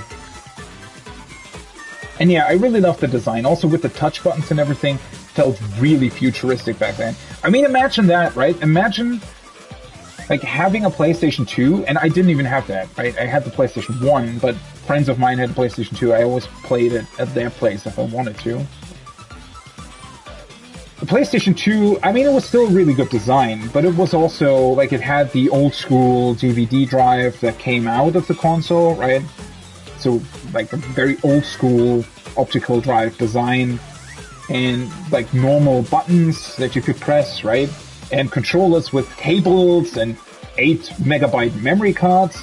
And this console not only came with card readers and USB slots, which I think the PS2 also didn't have USB slots.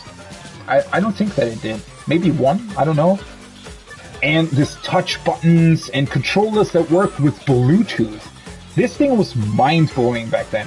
It was also incredibly expensive, right? Remember when the PlayStation 3 launched, it was $600.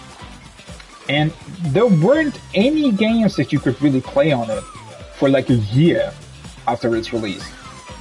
I mean, there were games, obviously, but, you know, it's basically like the PlayStation 5 right now. There aren't that many things that you can actually, well, at least there are a lot of cross-gen updates, right? But exclusive titles, not so much.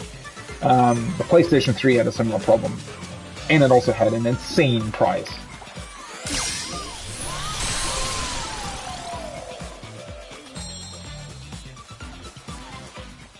But it's really, really, I mean, that's what I really like about this game, right? You can really reminisce about these old things, and it's really cool.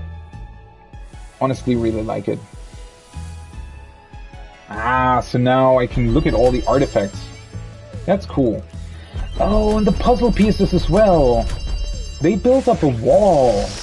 Oh, that's cool. God, I like the music. PlayStation Labo. Oh, that's the thing that I was trying to enter at first, right?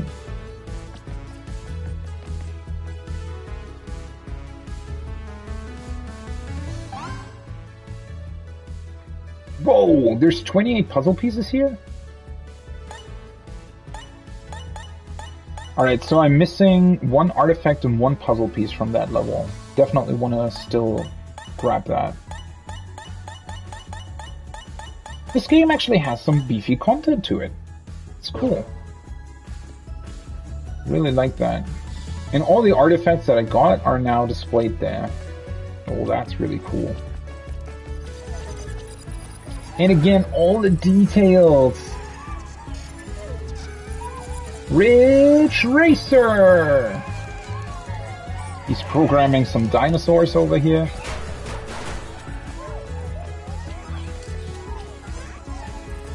Spyro! Never played the Spyro games, but very cool.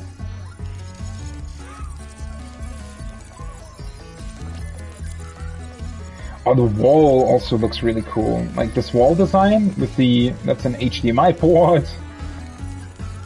Is it supposed to be an old video output? LNR buttons. AC. The optical audio port. USB, HDMI, network cable. Really, really cool.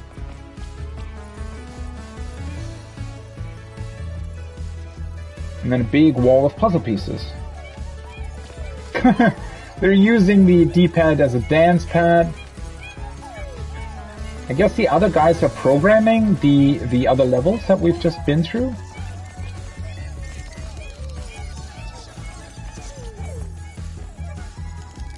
A couple of gimmicks here. Is that a mini USB? I think it is, right? It's like an IR thing.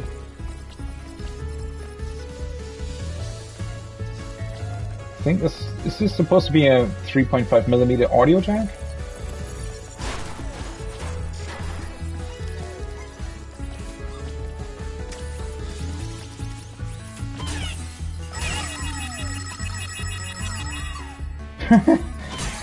No, they don't have to carry it anymore.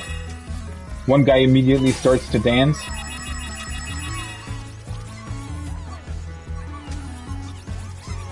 And what's your deal?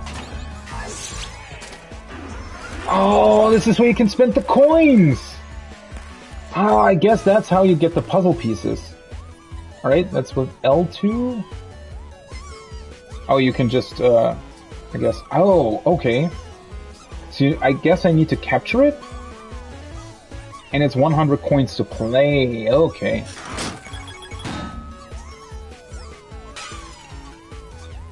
What is this? So I guess that's just... You can also get some collectible trophies here. A guy throwing a boomerang. SN Kondo. Is that somebody who worked on the consoles or something?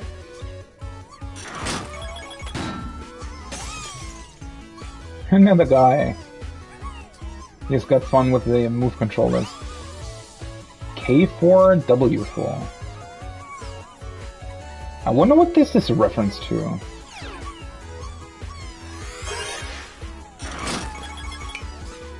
Yay, a puzzle piece! Another puzzle piece! And another puzzle piece! And another puzzle piece!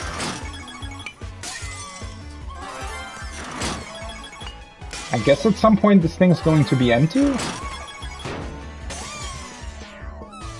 Oh, the PlayStation Home!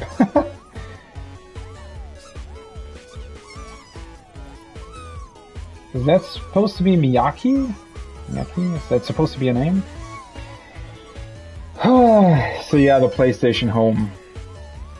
That was also a thing. Holy shit, that brings back memories. I never really played it for long. So the thing was, I think the PlayStation Home was first released in like America or something. We in Europe never really got it for a very, very long time, right? And then they finally released it. I remember at release, I was actually staying up late with my friend to download PlayStation Home, and the servers were completely busted, right? You couldn't log in at all. I think you could download it, but you just couldn't log in for like a couple of days, right? And then when it finally worked, it was interesting, right? I mean, you could... I don't remember everything about it, but you could design basically yourself. Like, you could design an actual human avatar to walk around in PlayStation Home, right? And you could interact with other people, like you could text chat with them. It was basically a little bit like Second Life, maybe, in its basic idea. And what it was supposed to be is essentially like a virtual space to hang out in. So I think what they planned was, there was like a cinema of sorts, right? And they played like game trailers that you could watch as like an actual ad, right? There were actual sort of ad platforms or ad monitors that you could look at, and they were playing like new game trailers and stuff. And there was places to hang out. I think there were a couple of mini games at launch where you could go with friends and actually play. I think it was like pool, for example, if I remember correctly. And you could actually also buy and design your own apartment in the game, right? So I don't know if there was an actual currency or if you got the first one for free. I don't really remember. And you could design that a little bit, right? The problem was that for some reason, when it launched in Europe, and it had been out sometime at that point in, I think, the US and Japan, there was just basically no content, right? So the idea was, I guess, that you could essentially collect, let's say, t-shirts from different games that you played, for example, right? Where you got like the platinum trophy, you would get like a t-shirt from that particular game, and you could wear it in PlayStation Home, right? And basically show off what you did in other games. That was the idea of it. But I don't think it ever really worked that way. Like, they never really released any kind of content for it. At one point, I also think that they tried to implement like an in-game real money shop, right? Where you, for real money, you could buy t-shirts and stuff to outfit your character and stuff for your apartment as well. But it always felt really, really empty. Like, it almost felt like a demo version of what it was supposed to be. And so, you know, we played it for like a week. Well, you couldn't really play it. You could just walk around in it. We did that for like a week, and then never again, right? And also, obviously, your hard drive space was limited back then as well, so you just deinstalled it at some point because there wasn't really any point to it, right? It never really became this place to hang out with friends or, you know, watch new trailers or play mini games or invite others over to your apartment or something. It never really became that, even though all the basic foundations were there, right? If they had just released more like furniture and accessories to outfit your character and stuff, I think it would have been pretty successful. But they never really did that. right? I mean, I think I tried it out like a year after it actually launched, and there was still only like 3 t-shirts, right? 3 t-shirts, 2 kinds of different pants, maybe 3 pairs of shoes, and only like 1 sofa, 1 TV, like only 2 different apartments in general, I think. So it was really, really pointless. It felt like a demo version that they never expanded upon for some reason. Even though all the basics were there, functionally it was working. But it never got any content. And I don't know why. No idea. I also never bothered to really read up on it, or what happened to it, or why they never released content for it. I don't know. At some point maybe I'd have to check that out, but I don't know, it was just really unfortunate because the idea sounded very cool, and that's why we were so excited when they finally released it in Europe. But yeah, there really wasn't that much to it. Even though especially the graphical quality and stuff was incredible back on the PlayStation 3, right? But yeah, unfortunately, nothing really came of it.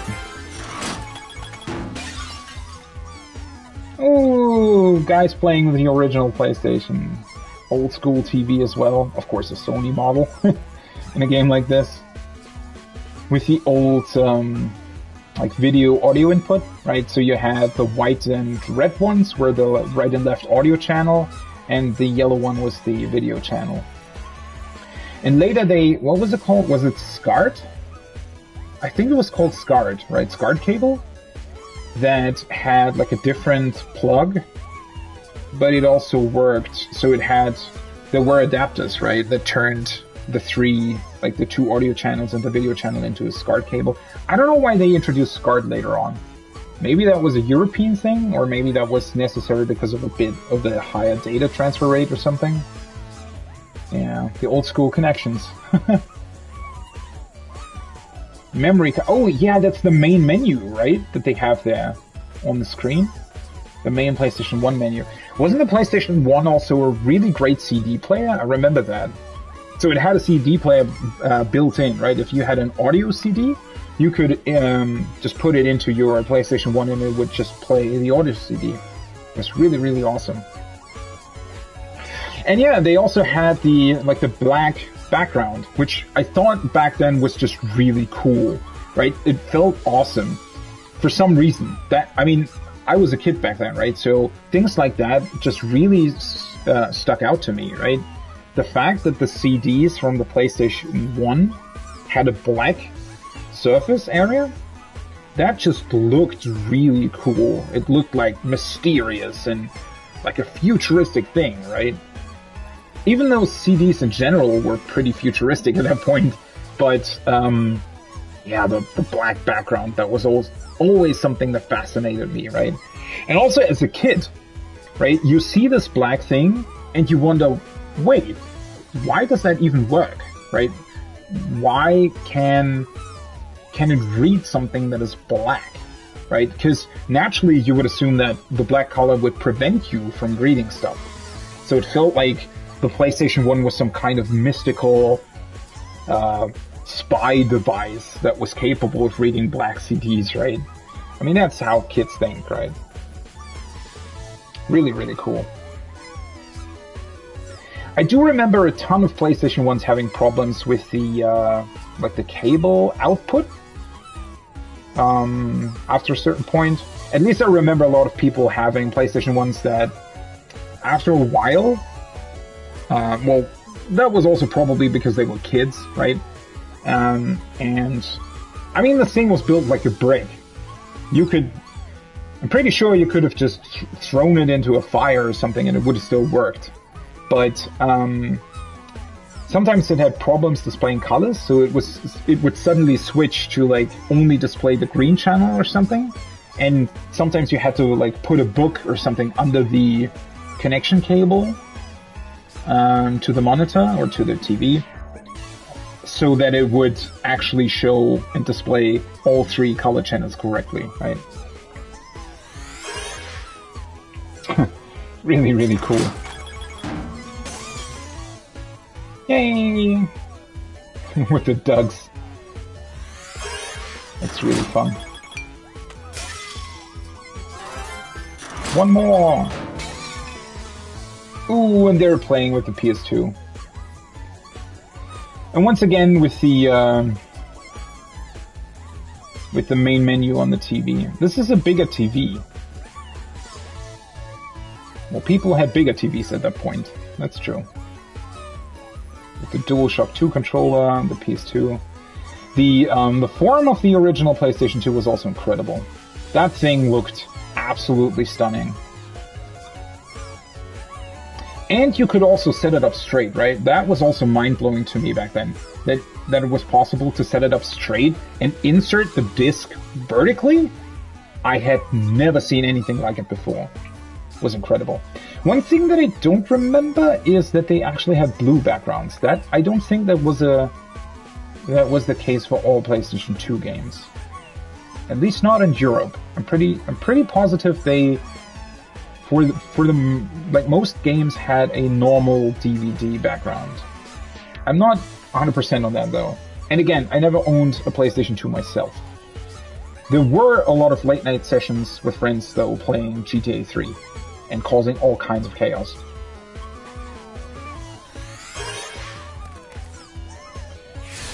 Alright, need to get more coins.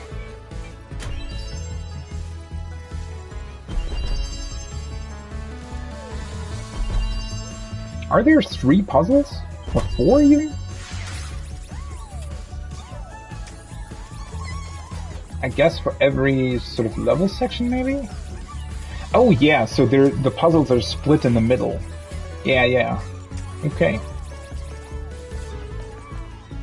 So I guess there's puzzle pieces like this that come from the coins, and then there's also other puzzle pieces that you can collect via the levels.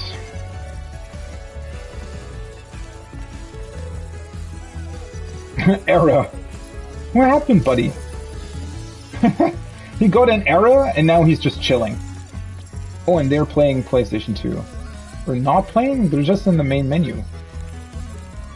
Also the menu sound, the sound when you booted up the PlayStation 2 with the main menu, not with the game. Incredible. He's working on the new analog stick, right? Or maybe an old one. It looks like an old analog stick.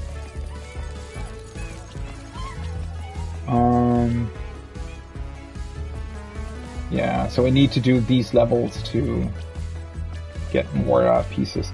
Oh, so that's what they're doing. I'm realizing that now. So the PlayStation Home symbol is here now. So all of the small bot statues that you get, they insert more people here. That's why they're now playing the PlayStation 2 here. It's because I got the statue from the coins. They're playing PlayStation 1. So this is the PlayStation 1 section, that's PlayStation 2, 3, and 4 then. Okay, so it probably should have started with the PlayStation 1 levels. I didn't realize which ones they were though. Who are you? A5081? Well, you're very happy.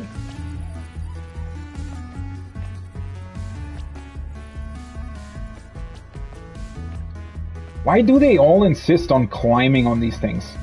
Like, seriously. Of course they're gonna fall down. Aw, he's having fun with the move controllers.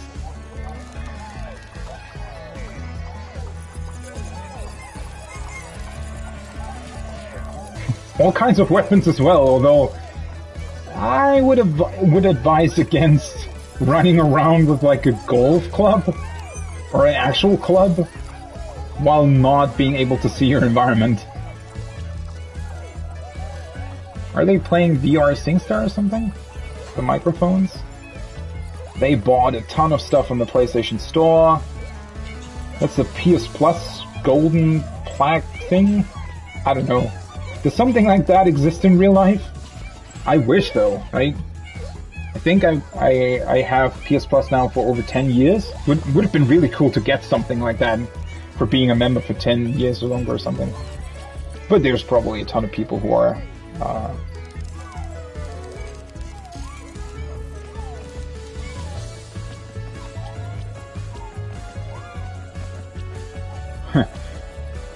These weird plants with the PlayStation face button symbols.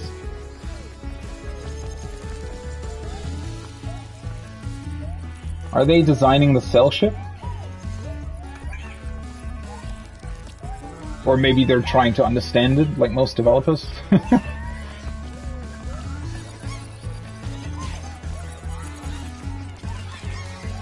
Hey, I can run through it. Oh, that's the guy with the boomerang. Oh no, he's hitting himself. And then, so, yeah, this celebrates its release in, well, 2006 if you live in the US, right? Which is also kind of weird to me. So the US actually got 2 launch models, and one of them only had a 20 gigabyte drive for $500, right? And then there was the 60 gigabyte drive, like the actual launch model, and the only version that we got in Europe with the 60 gigabyte drive.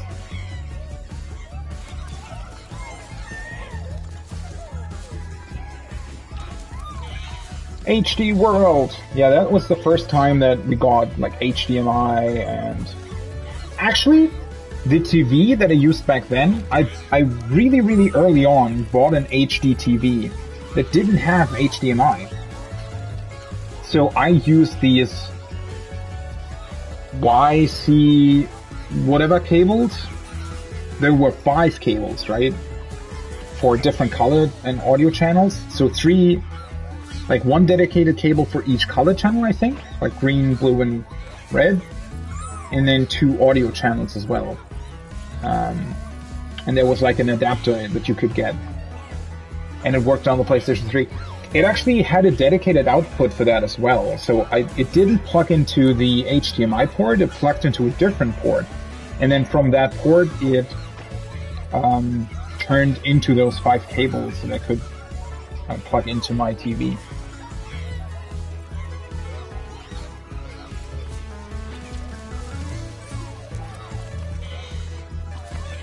And yeah, that was also the first time that they introduced the PlayStation Store and the PlayStation Network when the PlayStation 3 released. Really awesome.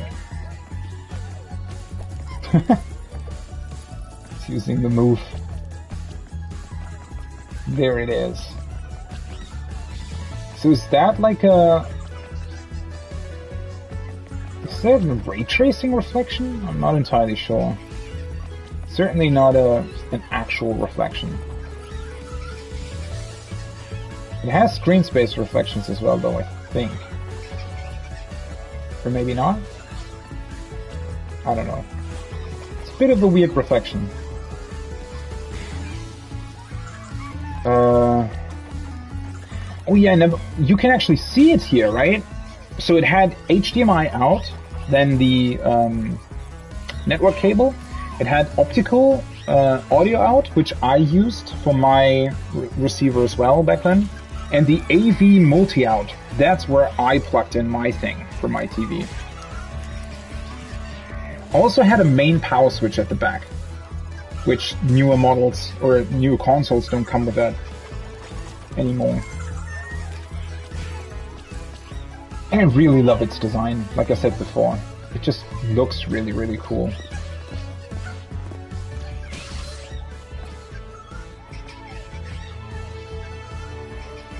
Oh, it plays the sound. The sound that was just in the background. That was the when you started it up. That's also a thing, right? The menu design, especially, that was also very mind-blowing back when the console came out, is that was, not only was it HD for the first time, it was 1080p, right? The menu was 1080p. And it looked absolutely stunning. Like, absolutely incredible. That was really mind-blowing back then. I said that a couple of times today, didn't I? But it was, right? 1080p image, that was incredible. Unfortunately, as we know, most games only supported 720p, or even lower than that. So, yeah. But there were a couple of games, especially like first-party PSN titles, that actually utilized 1080p, and they looked incredible.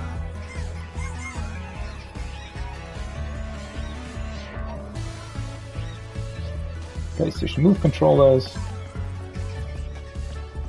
and the DualShock 3. The PSP... Oh! Can actually turn it on. I never played this game, Boto Rocco. I remember seeing like a trailer for it or something. Oh! It actually boots it up.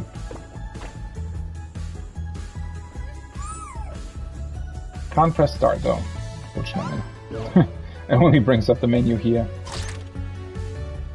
Oh. I feel kind of bad hitting these things, but it's... I want to see the interactions. So the thing that I'm probably missing is the actual move controller, because I think I'm missing one artifact, right? Yeah, that's probably the actual move controller then. So I definitely want to get that. And that's also probably the missing puzzle piece there in the middle. And then I'd imagine the remaining 6 on the right side are probably from the coin machine. I guess this middle section probably opens up later on. Oh, we also have... Oh, that's a cool texture. Wow. Yeah, some of the like shading stuff that they're doing in this game is incredible.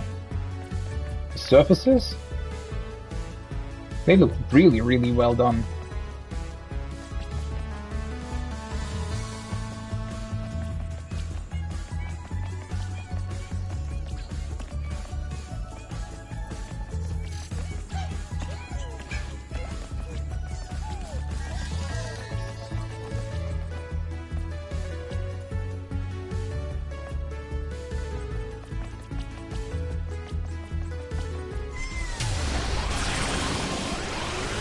I mean, in terms of gameplay, this game, you know, it does show off a couple of things. Oh, I've unlocked something. Nice. It definitely shows off a couple of things, but at the same time it also... You're so cool! It also, you know, in terms of gameplay, it is very, very basic. But it's very cool that... I mean, you can just look back at these eras, right? At the games and the hardware that was available, and well, especially if you've bought PlayStation stuff for a very long time, this is definitely a neat reminder of what there has been up until this point and how we got here and all of the different iterations of hardware and ideas that floated around, right? New speedrun challenges are now available from the CPU Plaza. Master the spring to beat this thing. Okay, so you can also, I guess, speedrun the levels, right?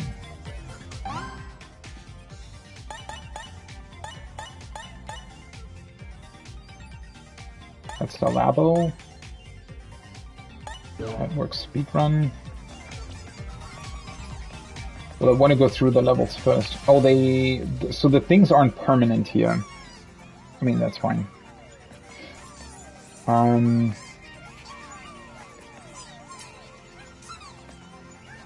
Wait, so... Oh, right, so this way you can directly go into the, like, PlayStation Labo thing? Right.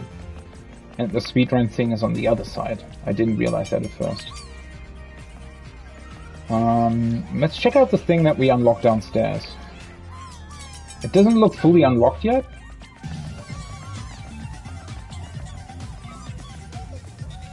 Question mark.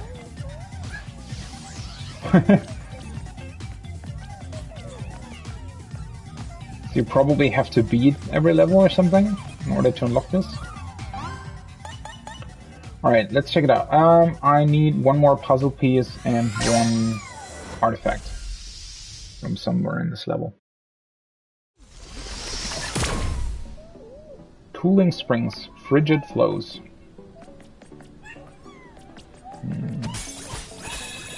There's some Metal Gear guys again.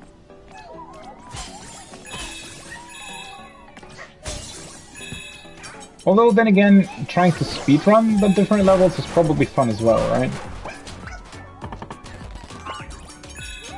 Although if you're speedrunning them, you probably just want to finish them, right?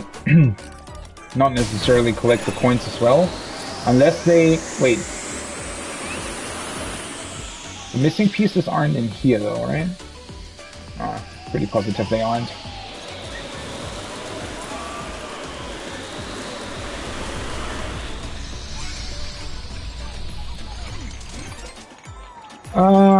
Yeah, if you speedrun it, I'd imagine that you probably... I don't know, maybe it does count the coins or something.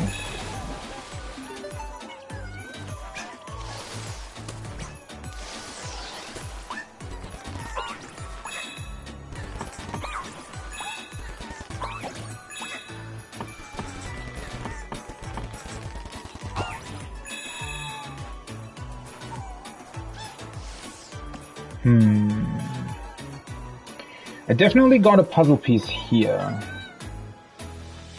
Maybe it still might be a second one somewhere. Oh, nope, that's not what I wanted. Wait, that was... I got one... So I think you're losing 30 coins if you die?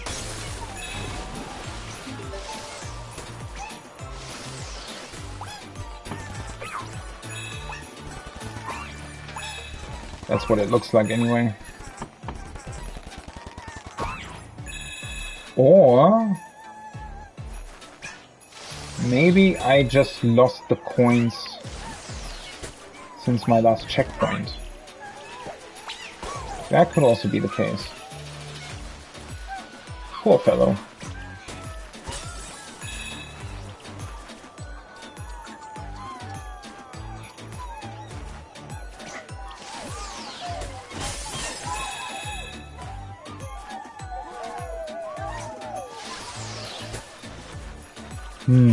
Is there something else you can throw this thing at, maybe?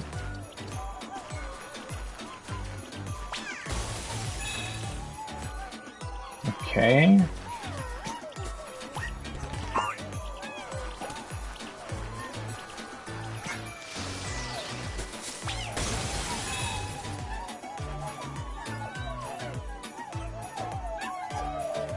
Oh, you know what?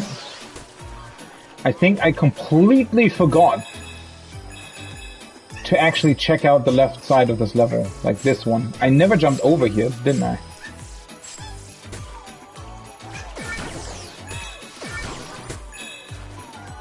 Well, that sort of explains it.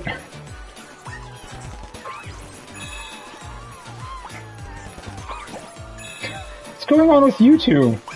How the hell did you get stuck in those things? Ah, yeah, there it is. Oh. PS3 game disc, perfect blue. Oh, right, I was wondering what the Asobi meant the whole time, but that's the team that developed this game, right? So it's not the PlayStation Move controller, interestingly enough. Maybe that appears later with PlayStation VR or something? So this is a Blu-ray disc. Bot charted. That's the Uncharted 2 cover, I think. Or it's modeled after it anyway. Yeah, the Blu-ray disc was also... That was actually something that I was a big fan of. The fact that the PlayStation 3 came with a Blu-ray drive included. Because Blu-ray movies looked incredible. I mean, they still do. But that was a game changer in terms of movie consumption at home, right? Having HD movies and a built-in Blu-ray drive in the PS3 as well. That was definitely worth a lot for me. And obviously also why Blu-ray became the standard and not HD DVD, because Microsoft only sold like external drives, HD DVD drives, and you only ever bought those if you actually wanted to watch HD DVDs, right? So the fact that the PlayStation 3 came with a Blu-ray drive included Yeah, pretty good move on Sony's side, even though they probably also, well, first of all, lost a lot of money on those first PlayStation 3 consoles, but because they probably were a lot more expensive to build than what you had to pay for them, and, well, yeah, Blu-ray drives were pretty special back then.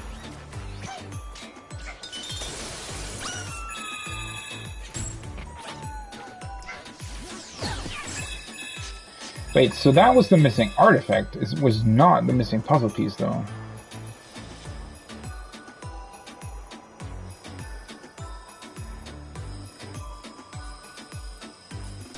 Or am I missing something else over there?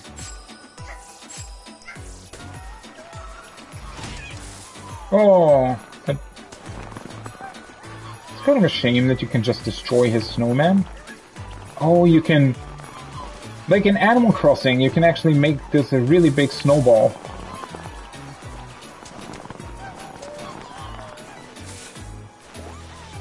Feels a bit too light for a snowball, but...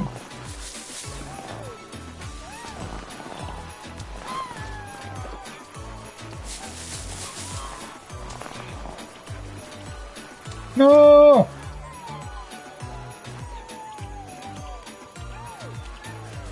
Oh shit.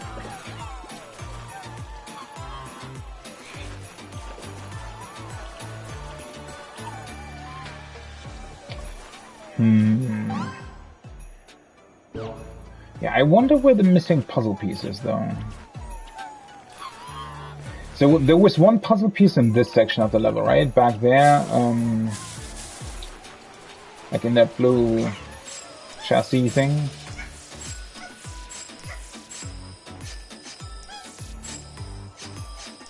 And I also don't think that this is actually...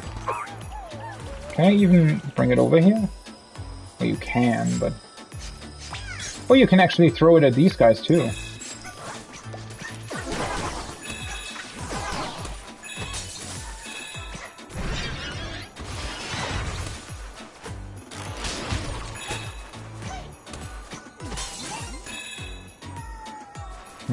So the puzzle piece here is this one, right?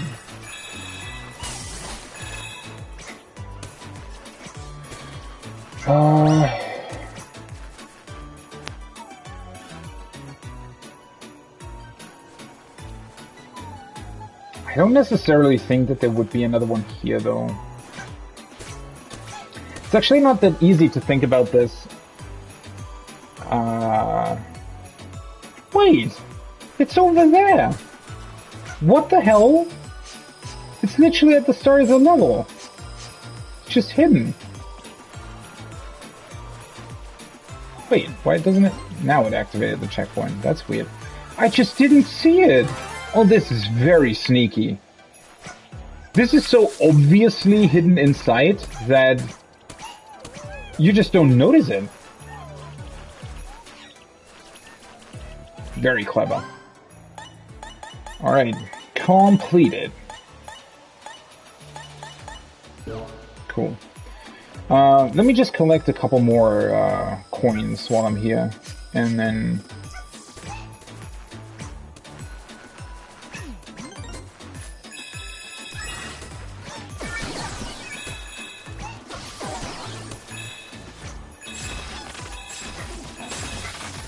If you play it really fast, instead of just looking at the environments the whole time, it is really fun in terms of its gameplay. I mean, again, it's not the most complicated thing ever, but trying to be really fast in these levels probably actually is really fun.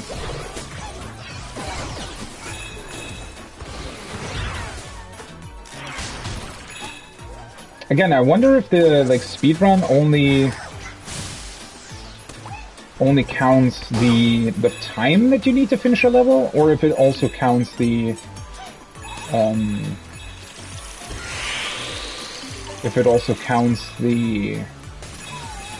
amount of coins that you collect.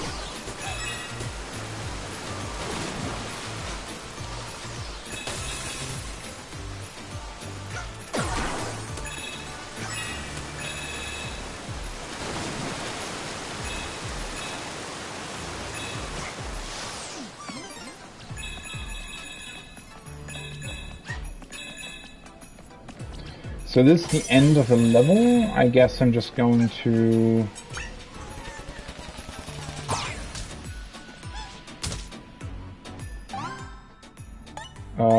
restart, go here. Let's go here then, right?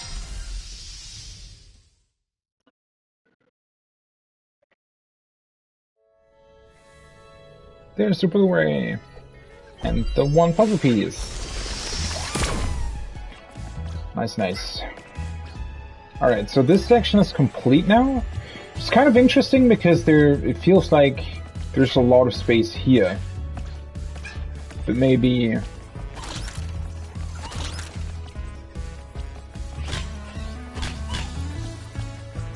maybe that's something that will be filled up once everything is full? I don't know. Let's actually look at the... is there a couple... I wonder what it is about the, like, ducks. It's definitely so the, like, to the left of the 2006, right? The skull with the helmet on is probably a reference to Resistance, I'd imagine. Although maybe it's not.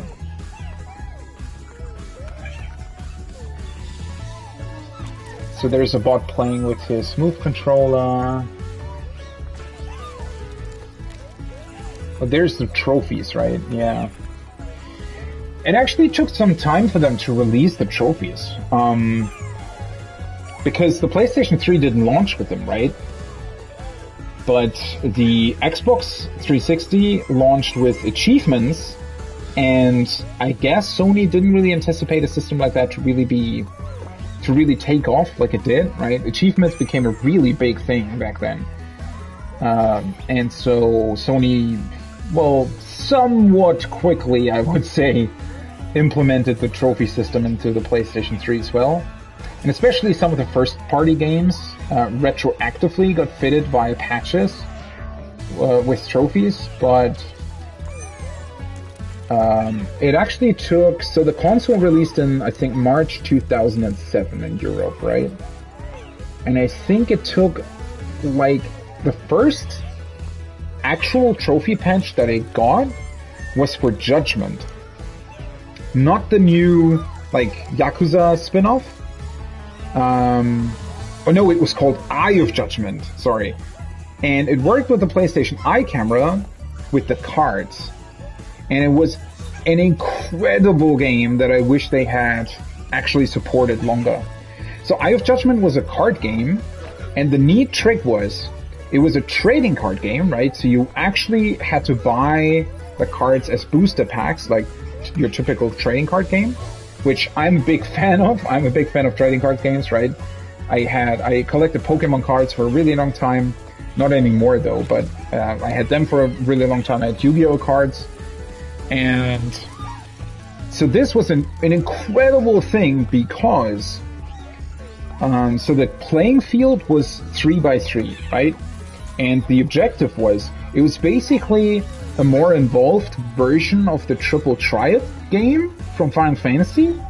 I guess that's maybe where they got their inspiration for it or something. I never really read up on that, but it was... the cards had codes on them, right? So they had like black bars at the side that the PlayStation Eye camera could read. So the game actually came with the like playmat. It was made out of cloth even, I think.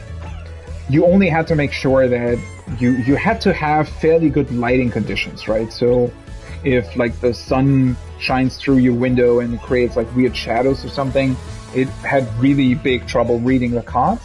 But if you had like fairly good lighting, it was bright in your room, right? Especially with like just artificial ceiling lights or something, worked completely fine. And there was a plastic stand that came with the game, and you had to insert the PlayStation Eye camera into that plastic stand, right? And it was set up with the playmat together so that the camera was like from the side, sort of from the side and top, looking onto the playing field. And the objective of the game, much like with Triple Triad, was to control the majority of the board, right? So Every player could, I think, summon one card per turn, although there were probably specific rules that applied to certain cards. I think it also had spell cards, essentially, right? So cards that you didn't place on the field, but they instead just had a certain effect that you could also play. I don't remember the rules exactly, but the basic objective was that you had to control the board, right?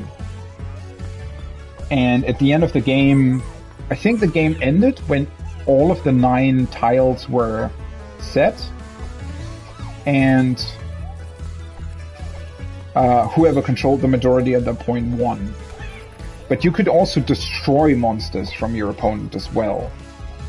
But it was really, really fun. And again, the cool thing was, right, that you put the cards on the playing field, the PlayStation Eye camera read the codes on the cards, and what you saw on your TV was an augmented reality of your table with the playmat, so you could still see what you were doing, right? You could see what the PlayStation Eye camera was seeing in the background, and it summoned the monsters on the cards. Literally like what Yu-Gi-Oh! Has in the series, more or less, right? Just not as big, obviously. And only on the TV, not as holograms. But it was absolutely incredible. It was a really, really fun game. The only problem was that they only had one set of booster pack cards when it released. So it was only like, I don't know, it had like 60 cards, 60 or 80, something like that. So a really, really low amount of cards. And obviously it already came with the pre-built deck as well, right? A pre-built deck for 2. So most of the cards that existed when the game came out were already in the starter pack, basically, right? And then you had a couple of rare cards that you could get through the booster packs. And I bought a couple of them. But the really unfortunate thing was that it took a really, really long time for them to release the second and third series, right?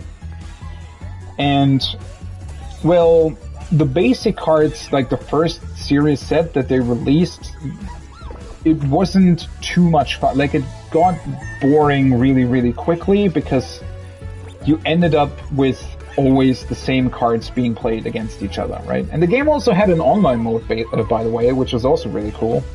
But yeah, the basic problem was that there just weren't enough cards in the beginning, and it took like a whole year for them to release Series 2 and 3.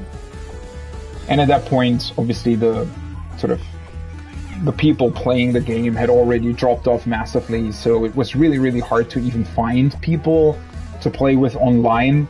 Never mind friends, right? I only had one friend who actually bought into the game, so yeah, unfortunately, they probably needed to have a lot more cards right from the get-go, and then they should have been quicker on releasing like a second or a third booster pack.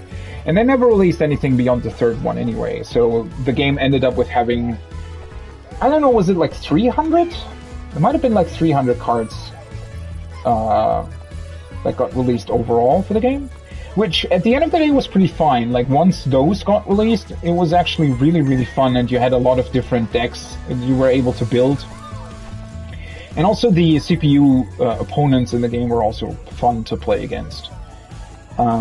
But yeah, it was a bit unfortunate because that had the potential to be a very, very long-running series, and they could have carried it through, right? If they had built upon it and released like Eye of Judgment 2, or, you know, later on even brought it forth to the PlayStation 4 with all of the cards still available, I think it could have taken off. It was just, well, sadly not very supported from Sony, which was really unfortunate because the concept was incredible and it was really, really fun. Why did I talk about that? Oh yeah, the trophies. So that was the first game that I owned that actually got a trophy patch, right? So I tried to get platinum on it. The problem was I think I'm missing one gold trophy in the game, which is win like 100 duels against the NPC opponents or something, which just took a really, really long time, so I didn't really bother. But yeah, that was the first game that actually got a trophy patch. And then I remember one of the first games that I played that actually had trophies right from the get-go was probably GTA 4. So you can already tell, right, that got released over a year after the original console, so there was a really long time where trophies just weren't a thing on PlayStation 3. Bit of an oversight from Sony, like a lot of other small details with the PlayStation 3, to be completely honest.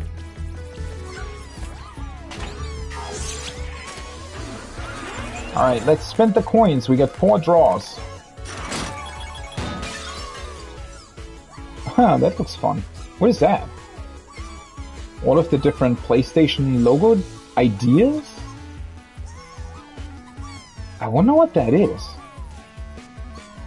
I think this is the name. This is probably Akahoshi?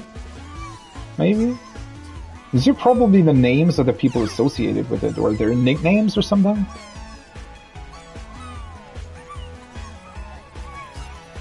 These designs didn't all exist though, right? I'd imagine these were their ideas for logo designs for the PlayStation. I'm glad they stuck with I don't know, the PlayStation symbol is just really, really iconic. I'm really glad they stuck with it. And it's still the PlayStation symbol, right? I mean, it's on the PlayStation 5 controllers, literally the button in the middle, right? So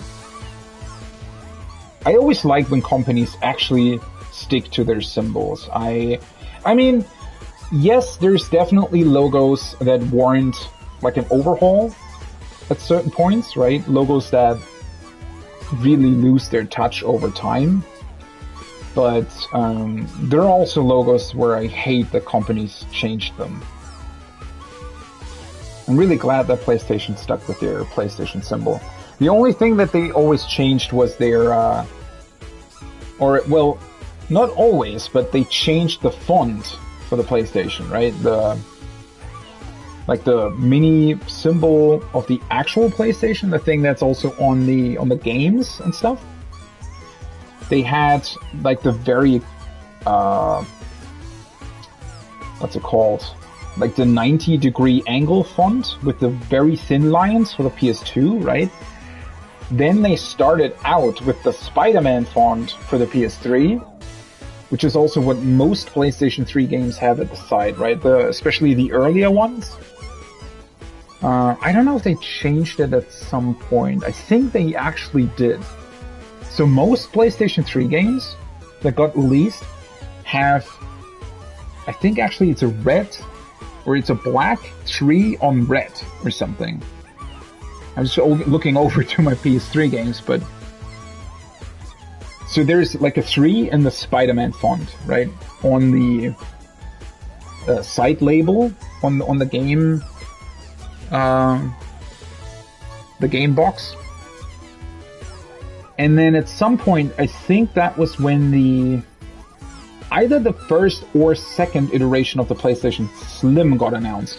That's when they changed to the font that they actually stuck with throughout the years from that point forward, which is the rounded off PlayStation font, right? It's sort of reminiscent of what the PlayStation 2 font looked like, just rounded off and a bit thicker. And they actually stuck with that throughout PlayStation 4 and PlayStation 5. They just changed the colors, right? So the PlayStation 3 games, the late ones, that were very late in the PlayStation 3 life cycle, they had white font on black, and then the PlayStation 4 had white font on blue. And I think now the PlayStation 5 games have... well, I don't own actual boxes of PlayStation 5 games, so I'm not too sure about them, but I think they're like blue font on white or something. I think so. It's interesting that they stuck with the font though. At first I thought when they introduced the font for the PlayStation 3 Slim and then announced the PS4, I was pretty convinced that they would change the font again, but they actually stuck with it.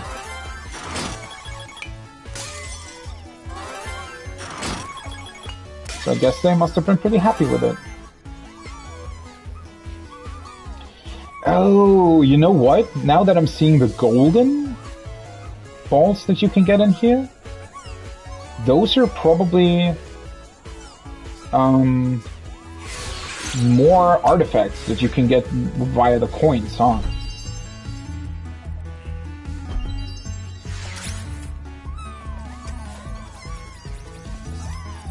Oh yeah, so you can already see a couple more things now.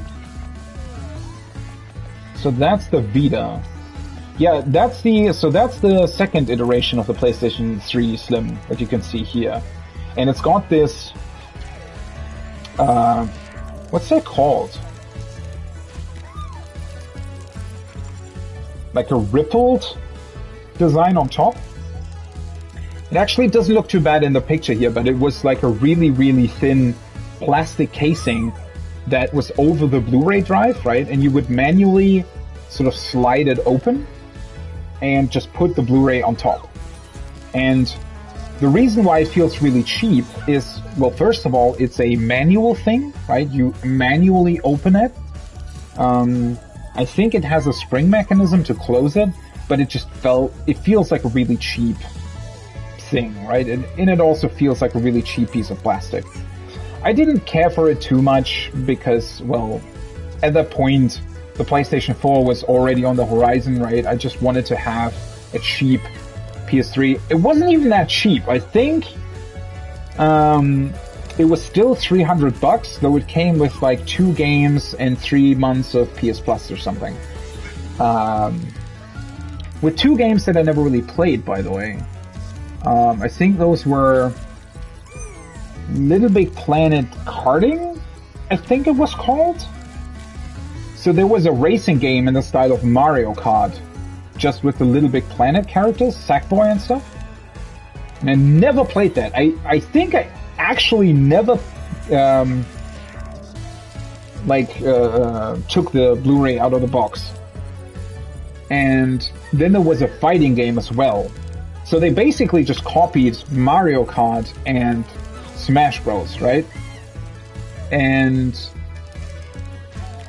the fighting game was with PlayStation characters. I think it actually had quite a lot of famous PlayStation characters in it, but it never really took off. I don't know. And it was literally a copy of Smash Bros, I think. It was slightly different in terms of the mechanics that it had, if I recall correctly, but it definitely was heavily inspired by Smash Bros. As well as the karting thing was heavily inspired by Mario Kart. The gimmick of it was just, well, it was PlayStation, right? So you had the PlayStation characters in it and stuff. And those 2 games came with a console, probably because otherwise they would have never sold those games in the first place. But yeah, that was kind of annoying that I had to pay that because my original PlayStation 3 gave up. And then in 2011, they actually released the Vita. And it had an awesome touch, like, back thing. And I remember one game actually probably utilizing that. So there was a game, I don't know what it was called, Paper something? And if you press so I never owned the Vita, but I saw it. A friend of mine did. And if you pressed on the back touchpad, basically what it was doing is that the game world you were playing on and running around on, sort of, it looked like you were literally sort of, I guess, if you take a piece of paper, right, and you're putting a finger on the back side of it and you're pushing, obviously the piece of paper will, like, fold, right, and it will create a, well, small hill, if you will, right? And that's what it looked like in the game world. So if you press the back touchpad, it looked like you were basically pressing onto the backside of the game world and pushing it up into hills that you could then run on and reach objectives that were otherwise inaccessible, right? And that was a really, really cool gameplay idea. But I think also the only thing that I ever saw that actually properly utilized the back touchpad. And, well, other than that, I think I'm not 100% positive on that, but didn't the Vita also only release with like an R1 and an L1 button? I think it didn't have R2 and L2. So when you used remote play, right?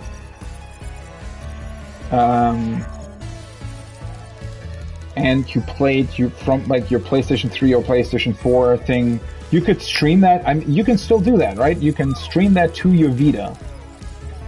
And you then have to use the back touchpad as like R2 and L2, I think. Which is probably really awkward to do. I'm not 100% certain on that though.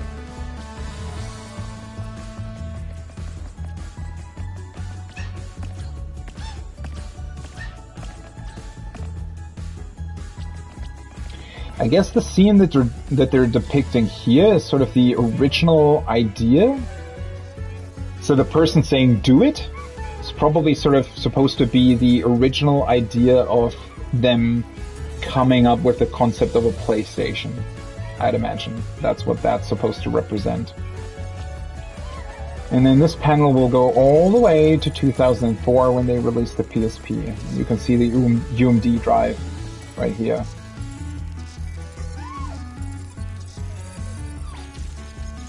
The PSP actually was the first console, now that I remember, that utilized the cross-media bar. Right, the PSP had that as well. So the same menu, and then they refined it for the PlayStation 3. Well, it was basically the same idea, same concept.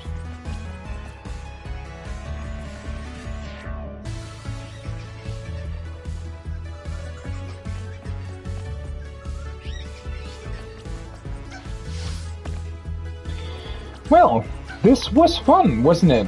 I really, really like this game. It's a really cool sort of throwback through time to actually see all of these different games and pieces of hardware that have been released throughout the years.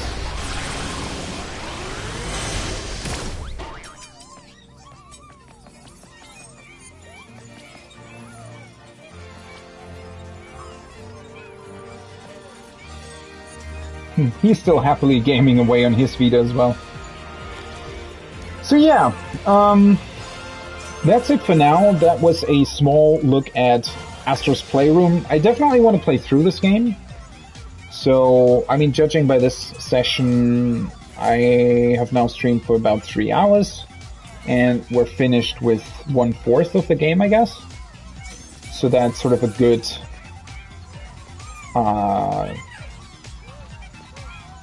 kind of baseline, probably. So there's probably going to be, I don't know, 3 more sessions of this at certain points whenever I feel like I want to play just something fun and happy in between with this game. Yeah, so this has been a lot of fun. I'm really looking forward to continuing with it.